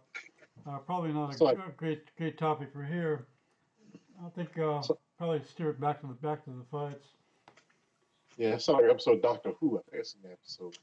Magomedov Shapirov. I like that guy. He's sort of interesting looking, but he's a good fighter. Is he in relation to Khabib? I No, don't think so. I don't think so. through Hey, narration. there's XA. Hey, XA. Just popped up Ew. on. Hey, man, how you doing? Not too bad. He What Taiwan. you just entering. You have something to say to us, XA? What do you got going, man? What are you guys talking about? You just- talk about whatever XA wants to talk about. I want to hear you guys' thoughts on the whole Will Harrison situation. That thing bothers me a lot. That's insane. It's I know we were insane. just saying a while ago. It's sad. This girl. I mean, you gotta be careful when you let your children be online and stuff like that. There's a lot of stuff happening because these guys would tell little young girls here and there to say, "Hey, I'm your boyfriend. I want to be your boyfriend." So like some garbage like that. Is Coach on? Yeah, he is. He's actually unmuted too, so he's there. He might be. Yeah, He's in and I out. want to hear. Yo, because I want to hear his thoughts. If you guys heard the new update, Dana White offers $25K for any of my information on the story. I just did a video early on today of talking about it. I mean, like I said, it's nice that Dana White offers $25K. Yeah. But in today's society, somebody could come up with a fake lead, and just collect a paycheck, and then we're back with square one. So that's why I'm actually waiting. Well, for me, I'm actually waiting for for real information. You know what I mean?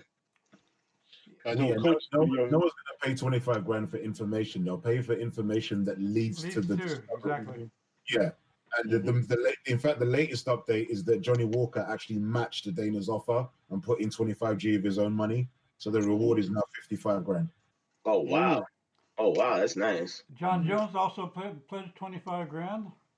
John Jones. Yeah, John Jones. What? Okay, what a that be? I didn't see. I'm cool. Can't get ready to become a humanitarian? The total reward is now up to 80K. Wow, I'm actually happy that this league is finally getting somewhere now. Because like I said, it's very sad. It's a very sad situation that most of the people are not even talking about it. And I would love to see closure for this whole situation.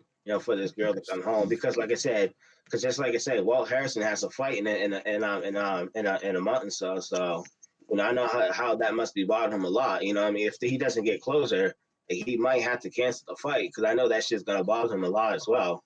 Mm-hmm. But then on the other side of the coin, it's just like, if he's not actually in a training camp and doing that sort of stuff, but he can't actually help with the investigation, he's just gonna drive himself fucking mad. Yeah. He's just be getting cabin fever in his house, nothing to do with a daytime, but just waiting for his phone to ring, just scouring the internet for shit. He'll just go mad in his own head.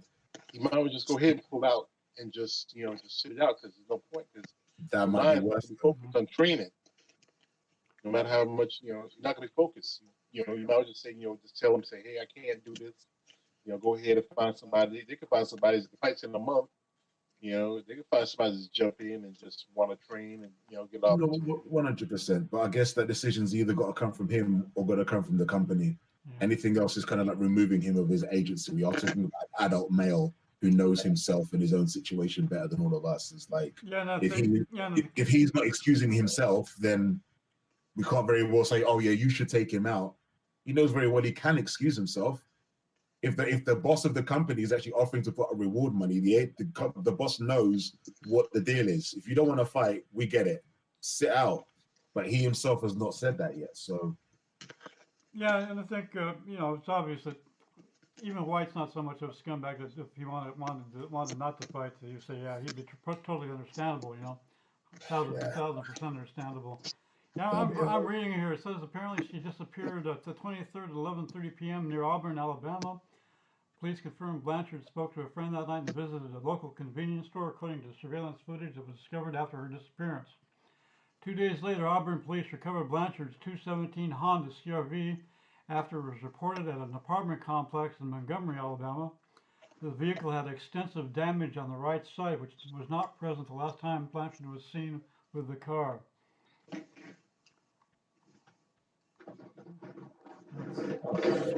That's crazy. Even Ali Abdelaziz is putting 25 grand now. Jesus. That much, you might as well, whoever got him, I would just turn in and get the money. If it's possible. Because it won't be long if we keep going like that. They might get up to maybe at least $250,000. But it just needs to be good information. It's not just whatever. Can't just say But I'm gonna stuff. tell you guys, though something. It's a catch-22, man. And see, a lot of people they don't want to give up police information because you give up information, then the first thing the police gonna do, they're gonna investigate you. Like, How do you know what you know? Yeah. yeah, how'd you know this?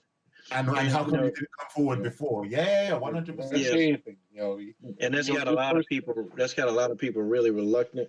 And it's people out there who know, like they actually know what happened. But and I noticed because I used to have to deliver. I grew up in these neighborhoods and grew up, and I had to deliver kids to a lot of these neighborhoods where murders happen, and people know, and they be cash rewards, man. I'm talking about $100,000 rewards, and nobody said a thing because they didn't want to, have suspicion thrown on them because the police, they can make a charge stick to you if they want to. They can say you were in a place where you wouldn't, and they can actually coerce you, man. And they got ways of doing it. So nobody's gonna really come forward like that.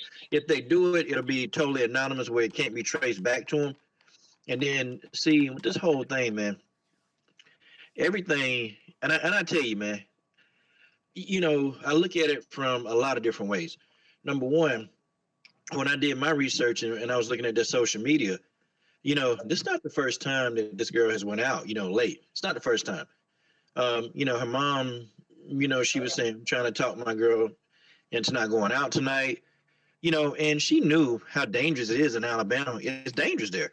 And mom didn't want her going out late before. See, this has happened before. And I'm sure, if mom had known she went out, she probably would have told her not to do it again. So they've already knew. They've had an issue with her doing this in the past. That's number one. And see, I don't know, man, you get caught up, man, and you don't listen. And these young people, I always say, man, what they don't want to do is they learn the lesson. But see, sometimes when they learn the lesson, they might not live long enough to understand the lesson and correct the lesson. They might die while they learn it. And I think this was a situation where she died while she learned a valuable lesson. Like, look, stop going out with these random people that you don't really know much about. Like, stop. And see, her mom was telling her that the first time back in September when she was going out with somebody. And her mom was saying, listen, I'm trying to talk her out of going out, and, rightly so. That's what you're supposed to do. You're going out, your daughter going out with somebody that, your parents ain't met. And, you're going to ask questions. I know if my daughter would have come home and said, hey, I'm going out with this guy I just met. I said, like, hell, I would have said, like, hell, you are. You think, when? Where do you think you're going about me? No, that's not going to happen. Jack, that ain't happening. So that part comes in. And then, when she goes and she meets this guy, she probably figured out right then and there that, okay, he crazy. And she probably tried to get away. Okay, she was probably trying to get away. And, he caught up to her, rammed that truck into the side of hers or his car. See, it's a lot of forensic things that they can do to trace it back to this guy. Okay, they can do it. You can get the paint. You can look at the paint, man, and look at, like either what color the car, because there's not many. See, paint cars, man, they come in a lot of different colors. And see, the paint is very specific. Then, two, you can actually go and look inside the vehicle. Look, if they got out the vehicle, it's DNA in the vehicle, okay? It's there. Okay, DNA is there, the cell phone, all of that stuff. Well, they said her cell phone was off, but, you can actually ping her phone within a radius of where she was. and start looking around there, man. See, it's stuff that they can do, man. There's evidence. All that truck is going to tell the truth on where she is. The truck is going to tell. Okay, she's somewhere, but more than likely she probably is deceased because I've seen it, man, where they find people cars, okay, and they don't find the person, and more than likely, guys, that person is deceased. Okay, it is. That's just the reality. It's a fact. We don't want that to happen, but this what went down, and she probably figured out dude wanted to get him some, and she wasn't trying to go like that. She tried to get away, and dude rammed into her to keep her there. See, all of this stuff, man. See, if you look at the timeline of what's happening, all of this stuff makes complete sense. And then, he probably even had a chance to rape her and probably wanted to shut her up. So, he did what he had to do. But see, they can get the information. The digital footprints are there, who she been talking to. See, all of this stuff is there, man. The police, I feel like they're dragging their heels on this particular case. I feel like they're doing a shitty job of going through all the stuff, man. Hell, man, I worked around police. Hell, I know what they do. The digital footprints are there, man. Go through the damn girl's cell phone, go through the girl's laptop. You do all of that, you will find the answers that you're looking for, man. These cops, they slack.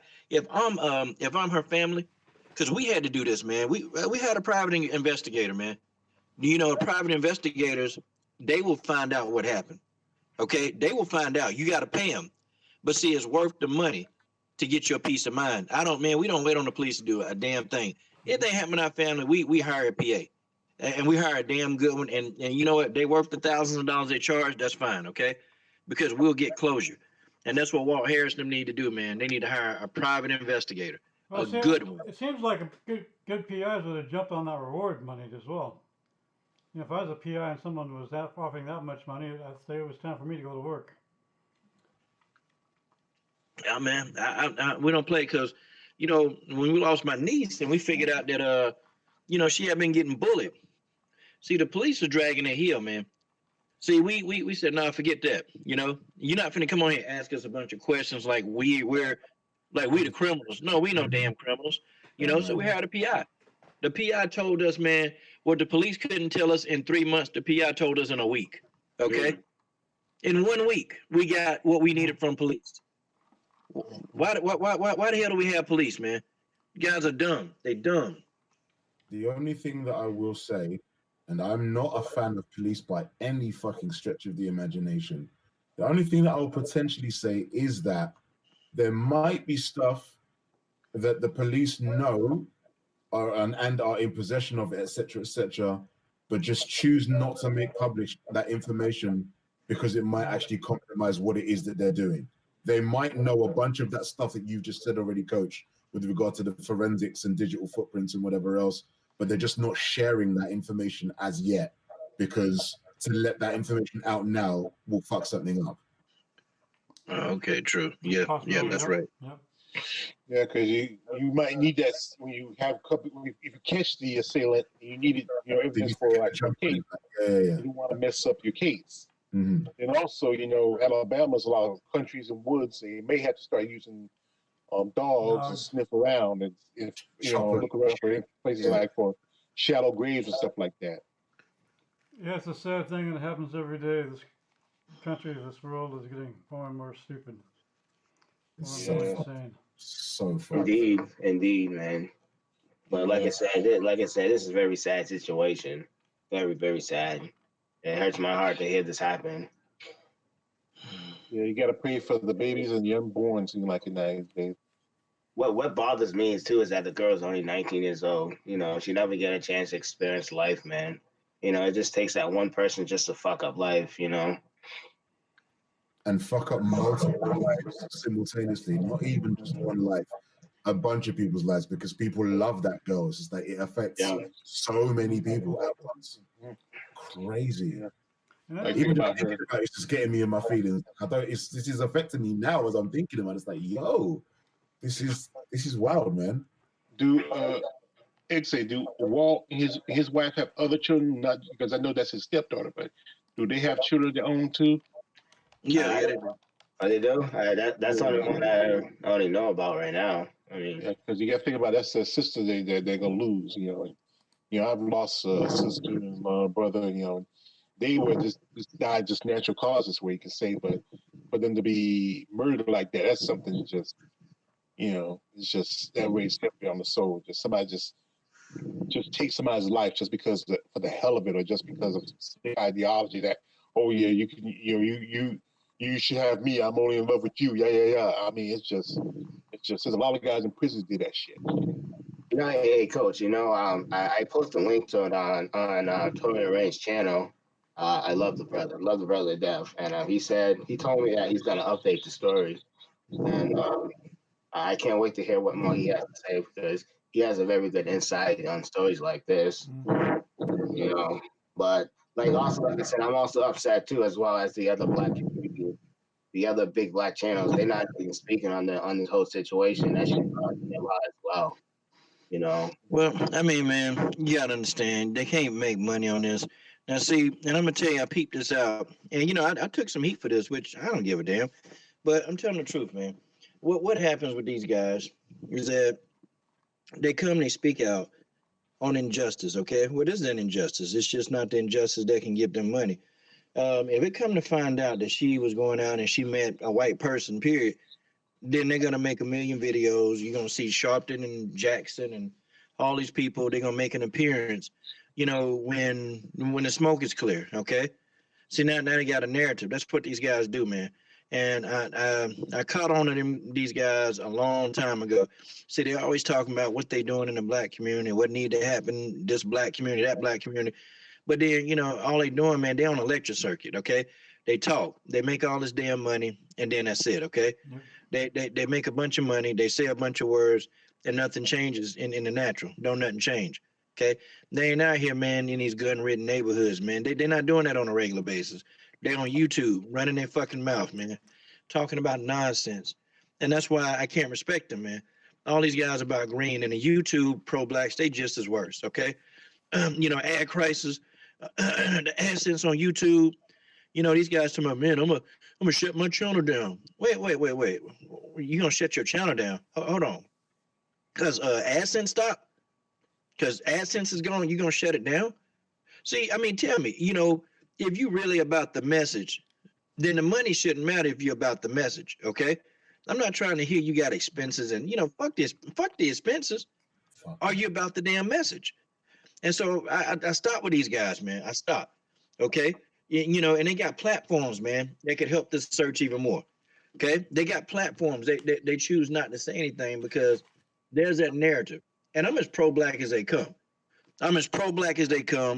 I love my people as much as anybody. But, when my people out here fucking up, I got to call that out too. I mean, I got to call that out. And if a white person, he did it, I promise y'all before the day turns into night, okay, you're going to see video after video after video. Because they want to promote this whole narrative that, they want to promote this narrative that, all white people are going to kill you. All white people out to kill you, Everybody, white, they're going to kill you. See, that's the narrative that they want, man. And all they doing, man, is they pimping out the people who support them, because these people giving them money on a monthly basis, giving them everything in the God's hot sun. I ain't heard a damn thing from Quanell X. I mean, I ain't heard anything from him. I mean, where the fuck is Tariq Nasheed? Phil from the Advice Show. All these people, man. They're clapping down. They love us so much. No, you know what they're doing? They're raising money for their next trip, to take a trip back to Africa, okay? A vacation, really.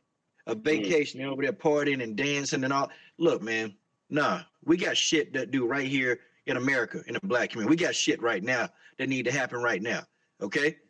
I mean, going back to Africa, hell, what is that helping over here in America? See, man, I got these guys so damn figured out, man. I understand them to a T. And I ain't saying too much about it because I ain't want to cause a rift. But I'm going to say something now, because this is like the 10th missing girl that's been publicized, okay? And these damn pro-black, they ain't said anything. Not just Anaya Blanchard. It's been 10 that these guys won't talk on. But there was one, and it came to find out that she was abducted by a white male, and then they said something about it. So I'm through with them and that whole sector of them trying to explain to me, what it is, what it is to be black. Oh, yeah, you got to say this, you got to say this. Well, no. You got to do the right thing when the right thing is warranted. And these guys, they consistently do They don't hate white people. They don't love black people. They love green. That's just what that is. That's That's it. good. Yeah, I Because see I right was, through their asses. it's And the fuck. it's the same thing with the indigenous Native American women that are disappearing. There's no money in it, so no one hears about it. And this epidemic. there's old saying, evil, evil wins if good men stand by and do nothing. I was, and that's what it is. It's just you see something like that, you gotta speak up. And as a man, especially when it comes down to your woman, your children, you should stand up and fight for them because it's just it don't make no sense just to let just and we have to really watch out for our kids because even though you can do as much as you can for your kids, they still have to learn that it's just there's things out there that we may not be able to protect you from, but you'll be able to use common sense to protect yourself. Yeah, and make and teaching children critical thinking and being able to make smart decisions. All of us are only one stupid decision away from dying, really. There's a Russian saying that says, "In America you can be foolish and you live. In Russia you're foolish, you die." Mhm. Um, Yeah, and over here in America too, man, the kids they think they immortal, man. They think they're immortal, man. They think rules and laws of nature, they think that stuff don't apply to them, man. And one thing I like about this generation is that when it's time to go get some smoke, they ain't afraid. Now this generation, they down. They down to go get that action. But the bad thing about them is that they think they're immortal. They think they can't die. They think that just because they want something, they're supposed to have it. yeah, And you're supposed to work for it. They don't like to read, okay?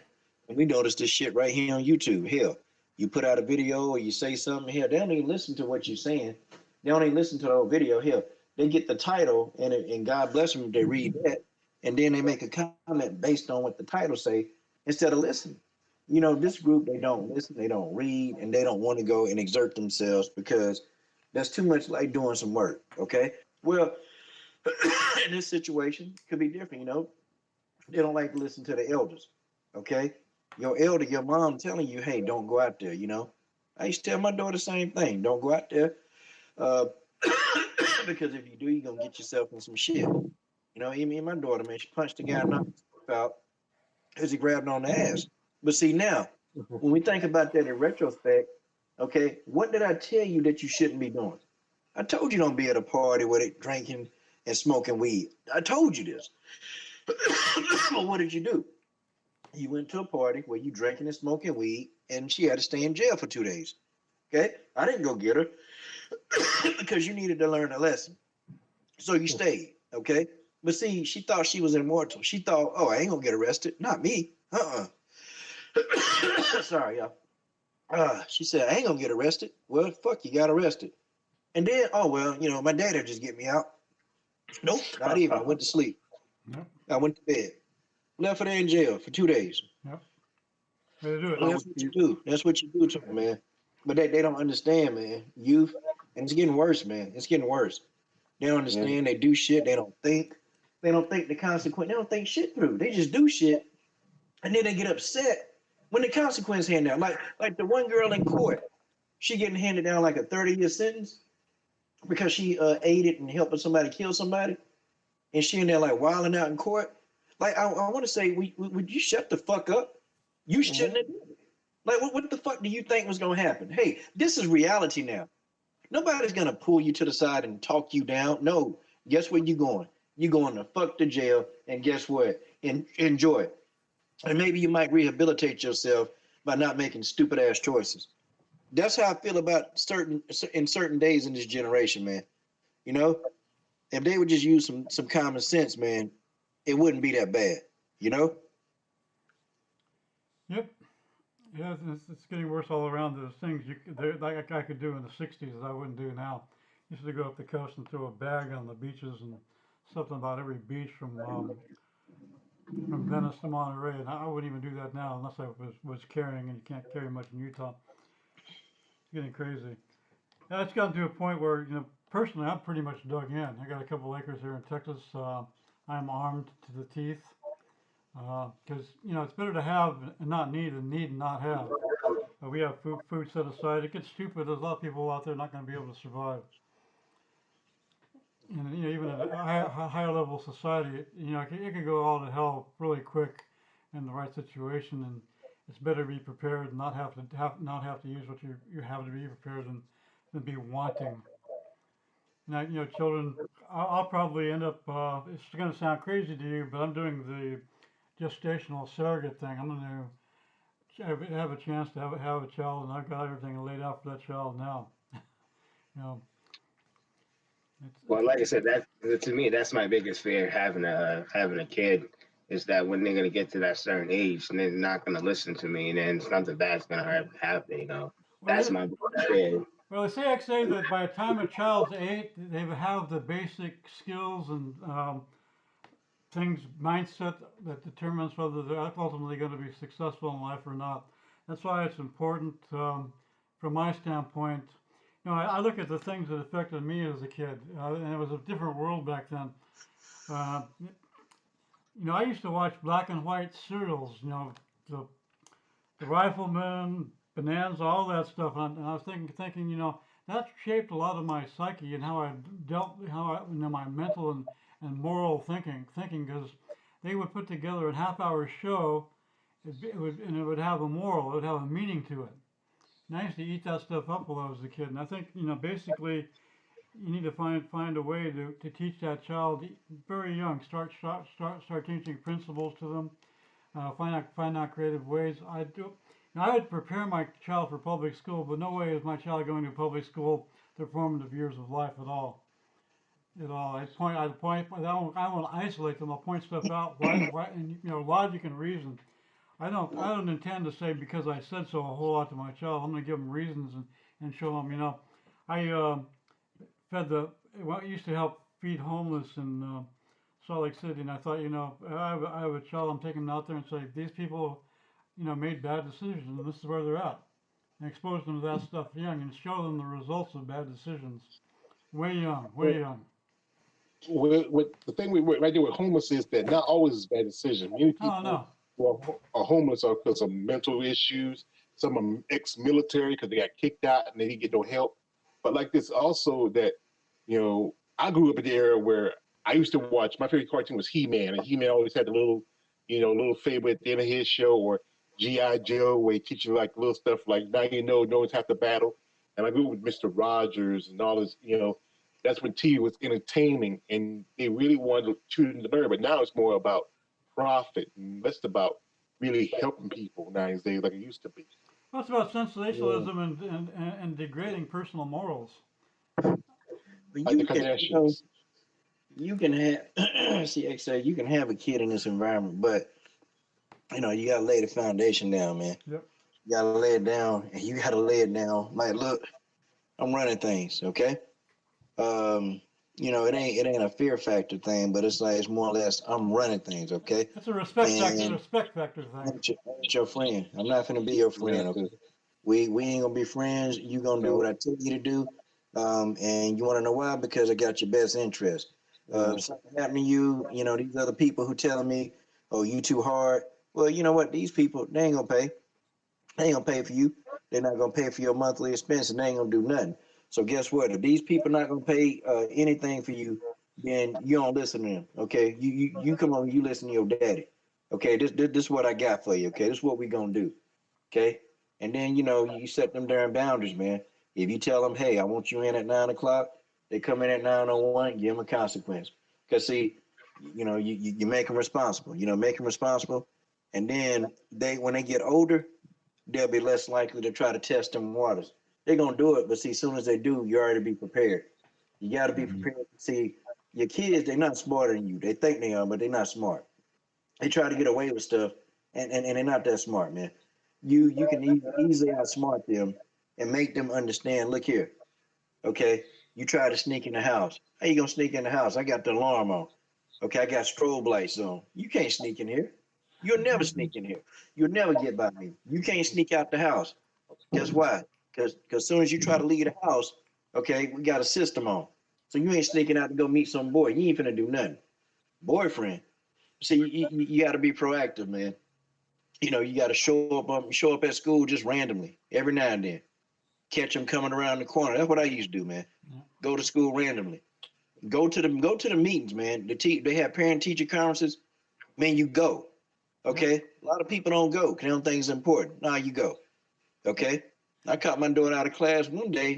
This was a couple of years ago. I caught her out of class, and she, I came around the corner, saw her, found her little friend laughing. I said, "Where you going?" "What you doing here on campus?" I said, "I'm your daddy. Wherever you go, I go." And man, she looked like she seen a ghost. And I said, "Well, where you supposed to be?" "I mean, I'm supposed to, no, what class?" And then I walked her to her class, embarrassed her. I said, "Hey, she's supposed to be in here. And a matter of fact, here go my phone number. Give me a call if she late anymore." See, but you set up them boundaries, man, where you give them some space to do stuff, but then they know that you could be around the corner at any time. So they ain't gonna try to fuck it up. They gonna try to keep your trust, man. See, we built that trust relationship. You tell me anything, I'm not gonna overreact, okay? And even if you tell me, but I did say, "Hey, listen, this is what you don't do. Don't smoke, don't get drunk. And if you get pregnant, you finna leave school and you finna support your child. And the guy that got you pregnant, he finna find you somewhere to live. And y'all gonna live together and he gonna marry you." And she looking at me like, "What?" "Yeah, that's what's gonna happen. He gonna marry you and you gonna get out and you gonna have your own place." See, those are the boundaries. We had that set up anyway. But people would tell me, they say that's hard. But see now, she had her grandbaby. We had my grandbaby. She's 25 now. So she graduated college. Had her first kid. She ain't had no kids while she was in high school. See, but these other people, they kids dysfunctional, telling them to shut the hell up every day. See, it's all in how you take your approach to raise them, man. I just never tried to be that friend. I tried to be somebody where she knew she can tell me any damn thing, and I wasn't gonna overreact first. I'm gonna listen to every word before I react or say anything. Just crazy. It's weird, man. I mean, she wrecked my car. I said, "What? What you mean you wrecked my car?" "You wrecked my car?" "Okay, well, explain." "Well, I was, I ran a red light by accident." So, when I got the gist of it, she ran a red light. She tried to beat the red light. Well, okay. It's not that serious, It's not that serious. So we got the car fixed. You see, but that established that. So now if something serious come up, like, "Daddy, I'm pregnant," I would have got that message, But thank God I ain't had that message till she's 25. I'm good. The big problem is now is that with how the cost of living, how some parents are working 2 jobs, kids pretty much have to raise themselves. They don't have enough time to go to school and stuff like that. It's just the way how some, like in other countries where you don't have to work as much, you get paid enough that you can take some time off if you want to take. It's just that's a difficulty, especially in America. It's just harsh living sometimes. You want to do good by your children. You want to make sure they have everything they need, everything you want. Then you have to work 16, 18 hours just to keep food on the table and make sure they have what they need. And that's just the hard part. And you just can't be as proactive as you need to be. You can't, like, say, monitor their online time, monitor their TV time, and stuff like that. It's just, uh, Yeah, that you bring up a good aspect, George, and that contributes to what I've seen as the planned denigration of the family. They've been doing it in the ways of the black community. They do it across the board. They just do it more against certain against certain ethnic people, but it's happening across the board. The weakening of families, because the ultimate goal is to have a fragmented, unarmed society that will toe the line and fall in line for the one world government thing. Like the Hillary thing, takes the village. They want the village to raise your child. They don't want the parents to raise a child. That's something that even the Nazi Germany was doing, is having the government raise children and groom children, and not the parents themselves. It's becomes a rather complex and crazy subject. because I came up like, Papa was a Rolling Stone, my dad was in and out. My mom, she had to work. She would work in the fields. She used to, when you couldn't work the fields, she worked the motels as a maid. And my older brothers, sisters had to watch me and my younger brothers. And and then when they were working, I had to watch them. And it's this thing was kids raising kids.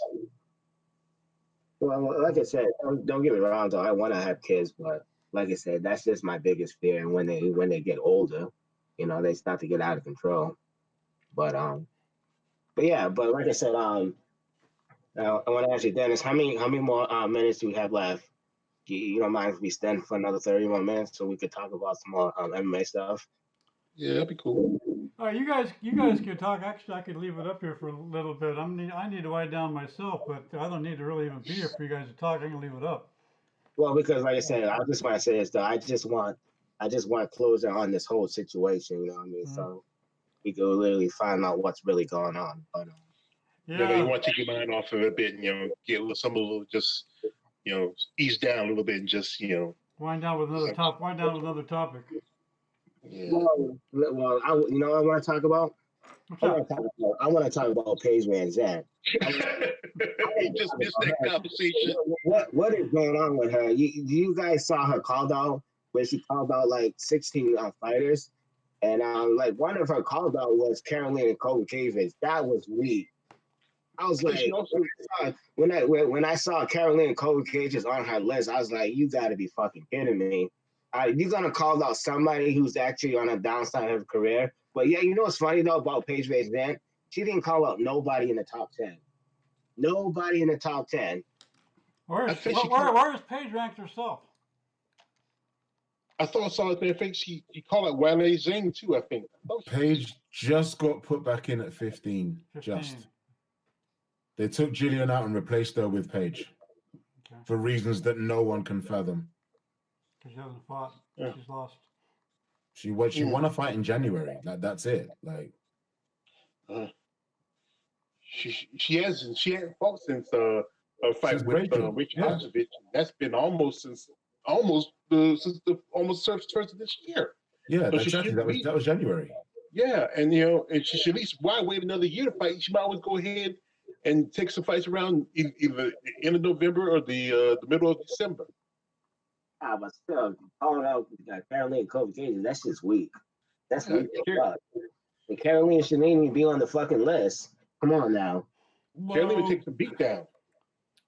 I mean, I didn't look at the entirety of the list, but as I understood it, it was basically every female fighter at 115 and 125 except Macy. That was basically the thing. So it wasn't that she was singling out anything in particular. She just wanted to go to a very long-winded effort as to exclude Macy Barber from that list. She will fight anyone except Macy was what she was trying to get across. She needs to fight Macy. Why? Macy will run through her, man. Why? She probably knock out like Achilles got knocked out by Claudia Gade by Jessica Andrade. That's no contest. It was an easy win out. It was an easy win. Come on. Like I said, I seen the list. The only person that's actually decent on the list was probably like Angelina Overkill, and I think it was Molly McCann. And that's about it. That's all I managed to remember from the list. But like I said, she's just trying to get an easy win to get out of the UFC. You know what I mean? No, dude. I would call her no. That Ronda Marcos. That doesn't even hold up to scrutiny. Like the reality is this. Like frankly, purely for the song and dance that was made over her actually going to flyweight because strawweight was apparently really difficult for her to do. She made herself sick during weight cuts and yada yada yada. That's just like tokenized half of that which she done anyway, because she shouldn't even be volunteering to fight at 115 ever again. But because she offered to fight Michelle Waterson when it looked like JJ wasn't going to make weight, all of a sudden everyone pricked up their ears and Brianna Van Buren's like, okay, if you're coming to 115, I'll fight you. So she kind of had to kind of like commit to that 115 thing as well. But realistically, she ain't going back to 115 again. What the fuck for? Like, and if we then eliminate 115 from the thought process, because in reality, in my opinion at least, skill for skill, the larger concentration of highly skilled fighters are at 115 rather than 125. At 125, ranked or not, there is not one fighter at 125 that you can say to me now is an easy fight for Paige Van Zandt. There are none. Not for her. For other fighters, certainly, but not for her. There is no easy fight for Paige Van Zandt at 125 because Paige Van Zandt is not a good fighter. None of them are easy for her. Yeah, Paige needs to fight whoever. I'm not really all that interested in quit and have babies herself. I'm surprised she didn't call Felice Perry for a rematch. You know, don't nobody want to see that shit. No, man. I don't want to see the Macy Barber fight. I want to see that fight. I want to see her have like somebody who actually could propose a challenge to her. I mean, she's hurt. She's Barbara. No, but XA, it's the other way around though.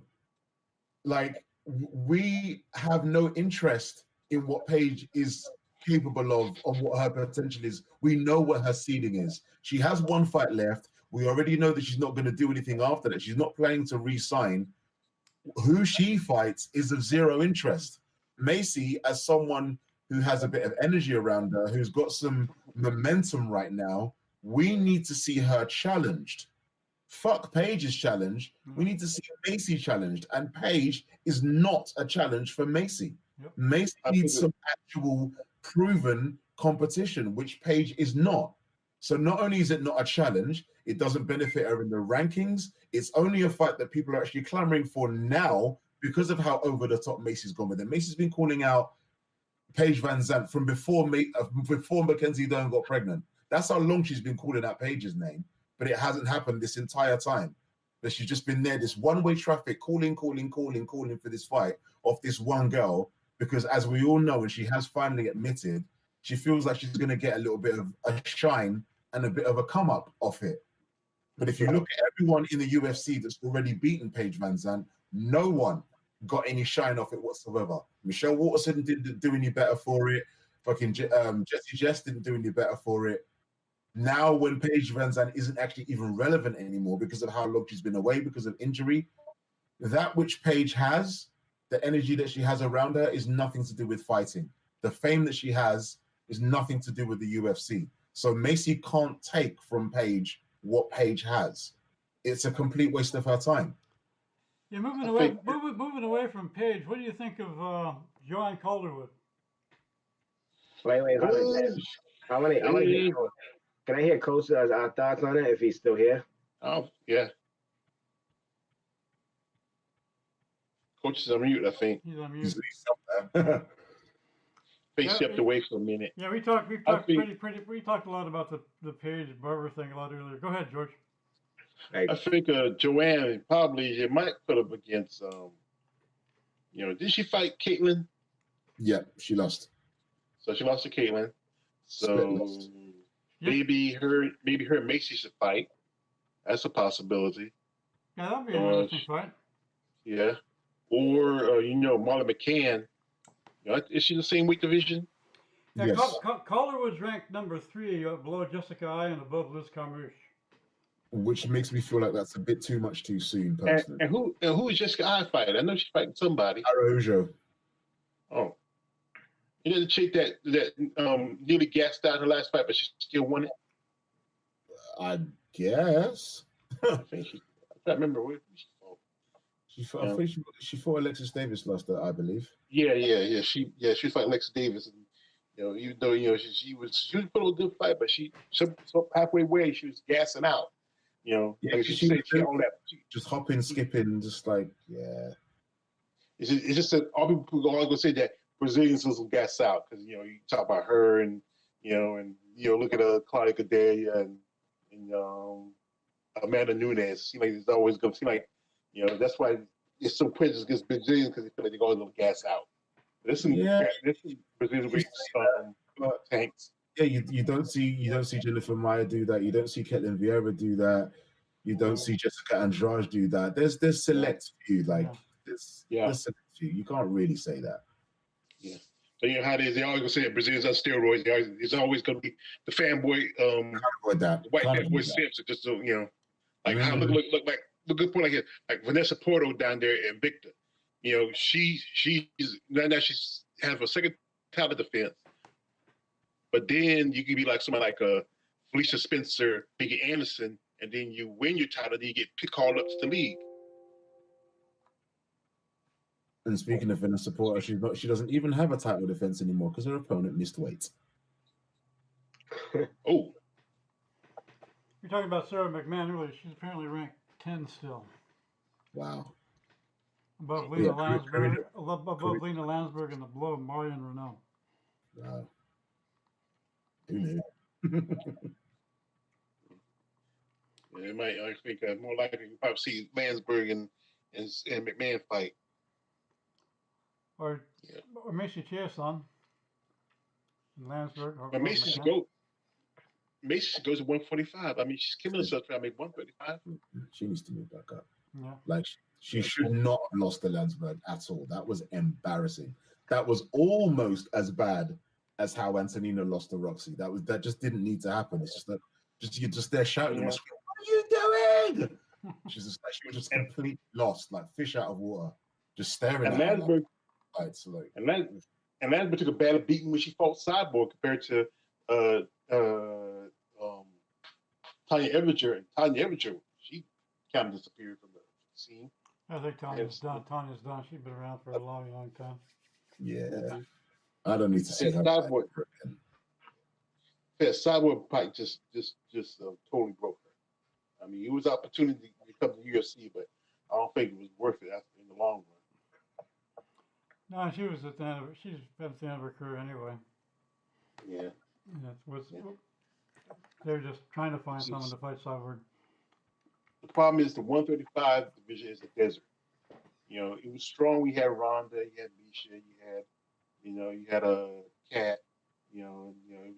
Then after Ronda left, and then Holly just came here becoming a walking ass whooping, and then Nunez was like nobody's getting past her. It's just the desert. We all know really the jewel in the women's division now is the 115, the strawweights. I mean, it's loaded. You don't know who you want to put in the fight. You got Cesar Cavilla fighting. Who is it? Marina Rodriguez. Yeah, Rodriguez. That's an interesting possibility fight, because Claudia Diaz had to drop out because of her ankle, and you got a possibility of maybe I'm thinking maybe Van Buren. Maybe she could fight somebody like I think maybe Alexa Grasso, something like that, or maybe you probably put her against Carolina. No, that's so. Christ, no. When's the Randamé Noon fight supposed to happen? Who? Randamé Noon versus Nunes. Oh, 245. It's the co-main. Co-main. Yeah, that's because that's where Amanda likes to fight. She had to fight in December because that's how she beat Ronda Rousey in December and beat Cyborg last year. So I think that's her. Fighters are superstitious, so I think that's the year she's thinking. Okay, this is my time where I can. Yeah, I'm always going to win this time of year. So, let me ask you something, Stanley. Since you guys brought up UFC 245, who do you think is going to lose that belt? Because since 3 titles on the line, who do you think is going to actually lose? I would like to see Amanda Nunes lose. I would like to see her lose, but I don't know. It's up there with that one. I mean, to me, I think Amanda might lose that fight. I mean, I don't see Usman losing to Covington, and I definitely don't see Max losing to that guy. Oh, that's that's Volkanovski's talking about. That's the most likely chance of changing hands. Of the 3 of them, that's the one. Volkanovski is the biggest problem for Max he's ever had. Not to say this is going to be the one, but there's been no threat for him like this. Like Amanda, I think she's got it. There's been no threat for Amanda like Jermaine, frankly, but we don't really know whether Jermaine can lift her level to where it needs to be in the way that we've seen Amanda lift her level since that first fight. That first fight got stopped too fucking early, but Amanda's just a lot better now, and we don't know how much better Jermaine is because she's only had 1 fight. Well, 2 actually, Holly. Like we don't know what she can do. I know 3 Recco as well. So yeah, we've seen a little bit, but not a great deal. So yeah, I think of the 3, it's most likely that Max loses his belt. I don't think he will. That's the most interesting one there. Mm.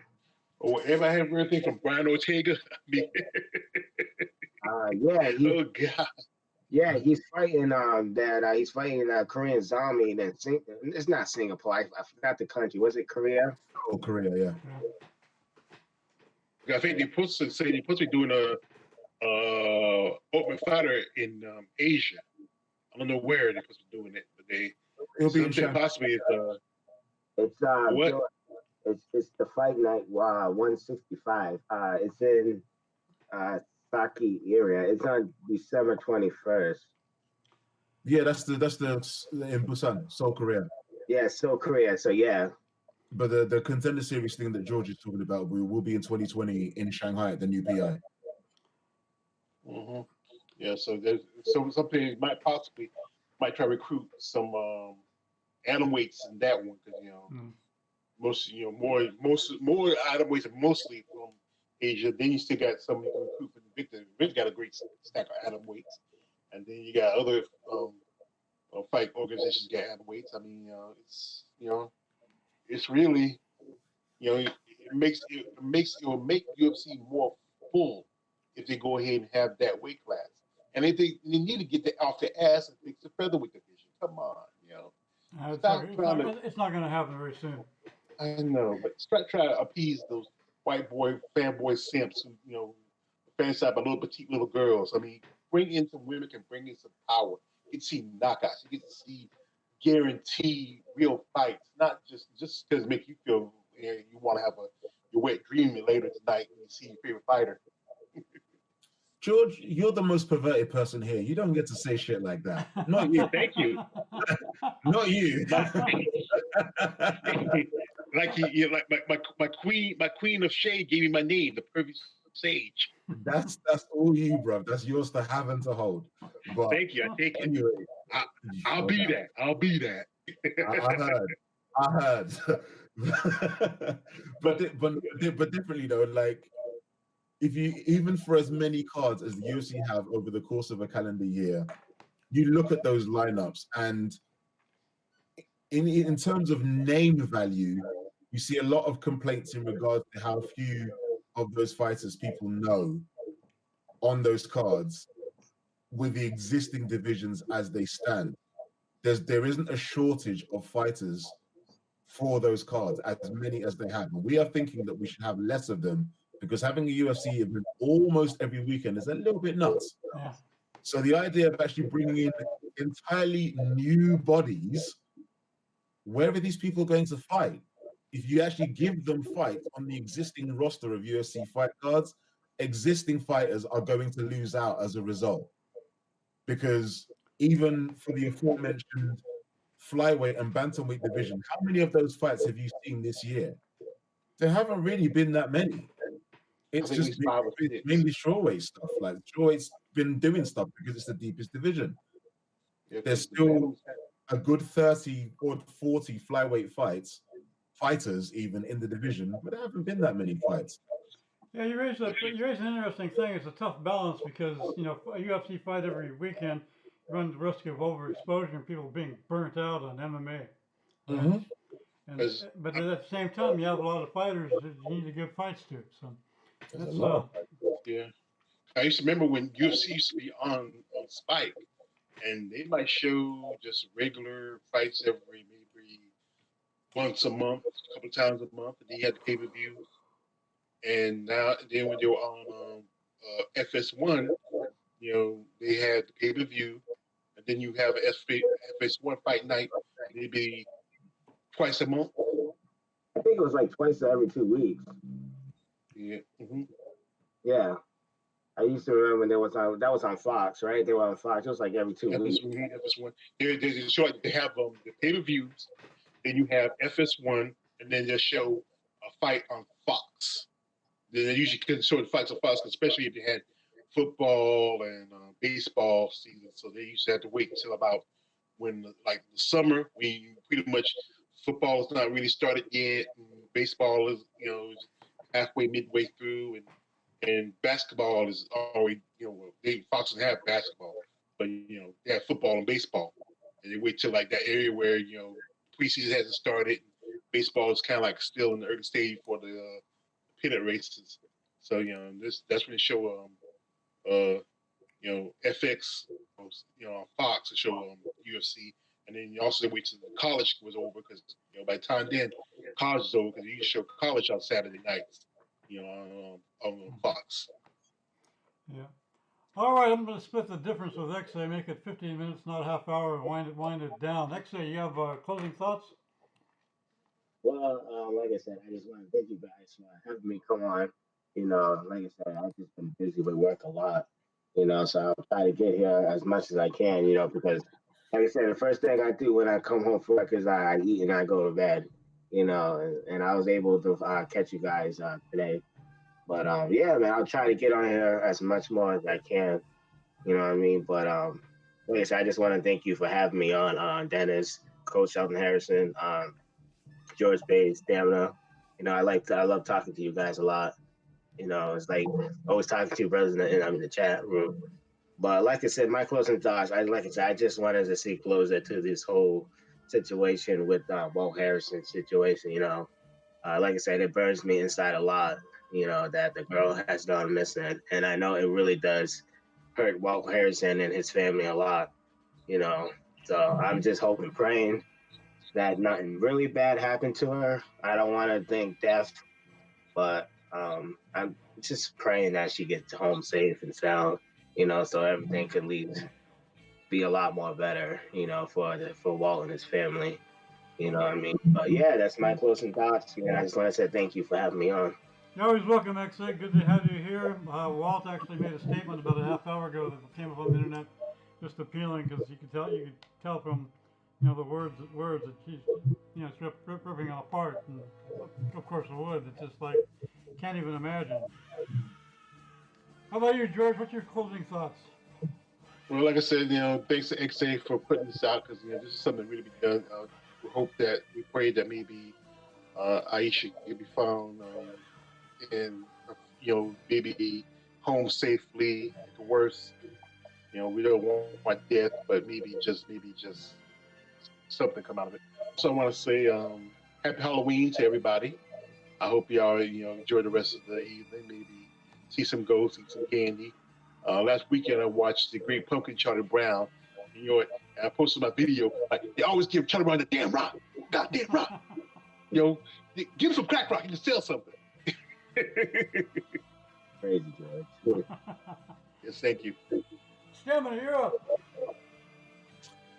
I don't really have many closing thoughts. I'm just quite keen to see all of the treats that 244 has to offer me. And seeing as coach is not here, I can just seeing as coach isn't here, my closing thoughts are Macy Barber's a fucking clout chaser. How about that? Coach, you better coach. Next time, Stamina coach gonna come after you because you don't like when you mess with any of his girls. You don't like when we talk about like remember when he was going hard about that what's his name Burger King Jr. Henry the Hope. God. Oh, that was so cringy. Yeah. Talking about Nikki Bella. Nikki Bella don't want no pie-side motherfucker like you. She had John Cena. John Cena! In closing, our prayers go out to Walt and his family and every family that has that thing happen, and it's epidemic across the country. Yes, it just hurts a lot more, and you can identify with a lot more with someone you're familiar with or someone you know. It's insanity. It's frustrating because you'd like to be able to do something for people. You'd like to be able to do something for these problems. I wanted to go down to the border when they were talking about some of the places that are keeping kids and separating kids from parents and all that. It's hard to understand the truth because everything's so politicized. More garbage, people politicizing events and situations, as well as, only doing things because of money instead of what's right. Mm-hmm. With that, I wish you all a good evening. It's nice having everybody on. Look forward to it. Hopefully we'll catch you sometime during the weekend on some of Coach's streams. Take care. God bless. All that's good. Be on pod. Everybody. Have a good night, Joe, everyone. Peace out. Much love. Good night, my friends. And to you, the Hand the King and Warden of the West. Take care there, little wall protector of the North.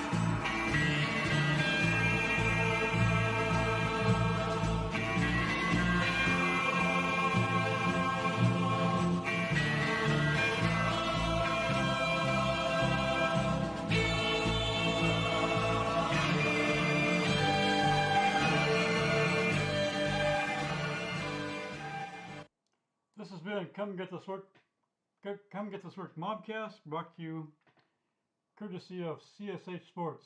Good night.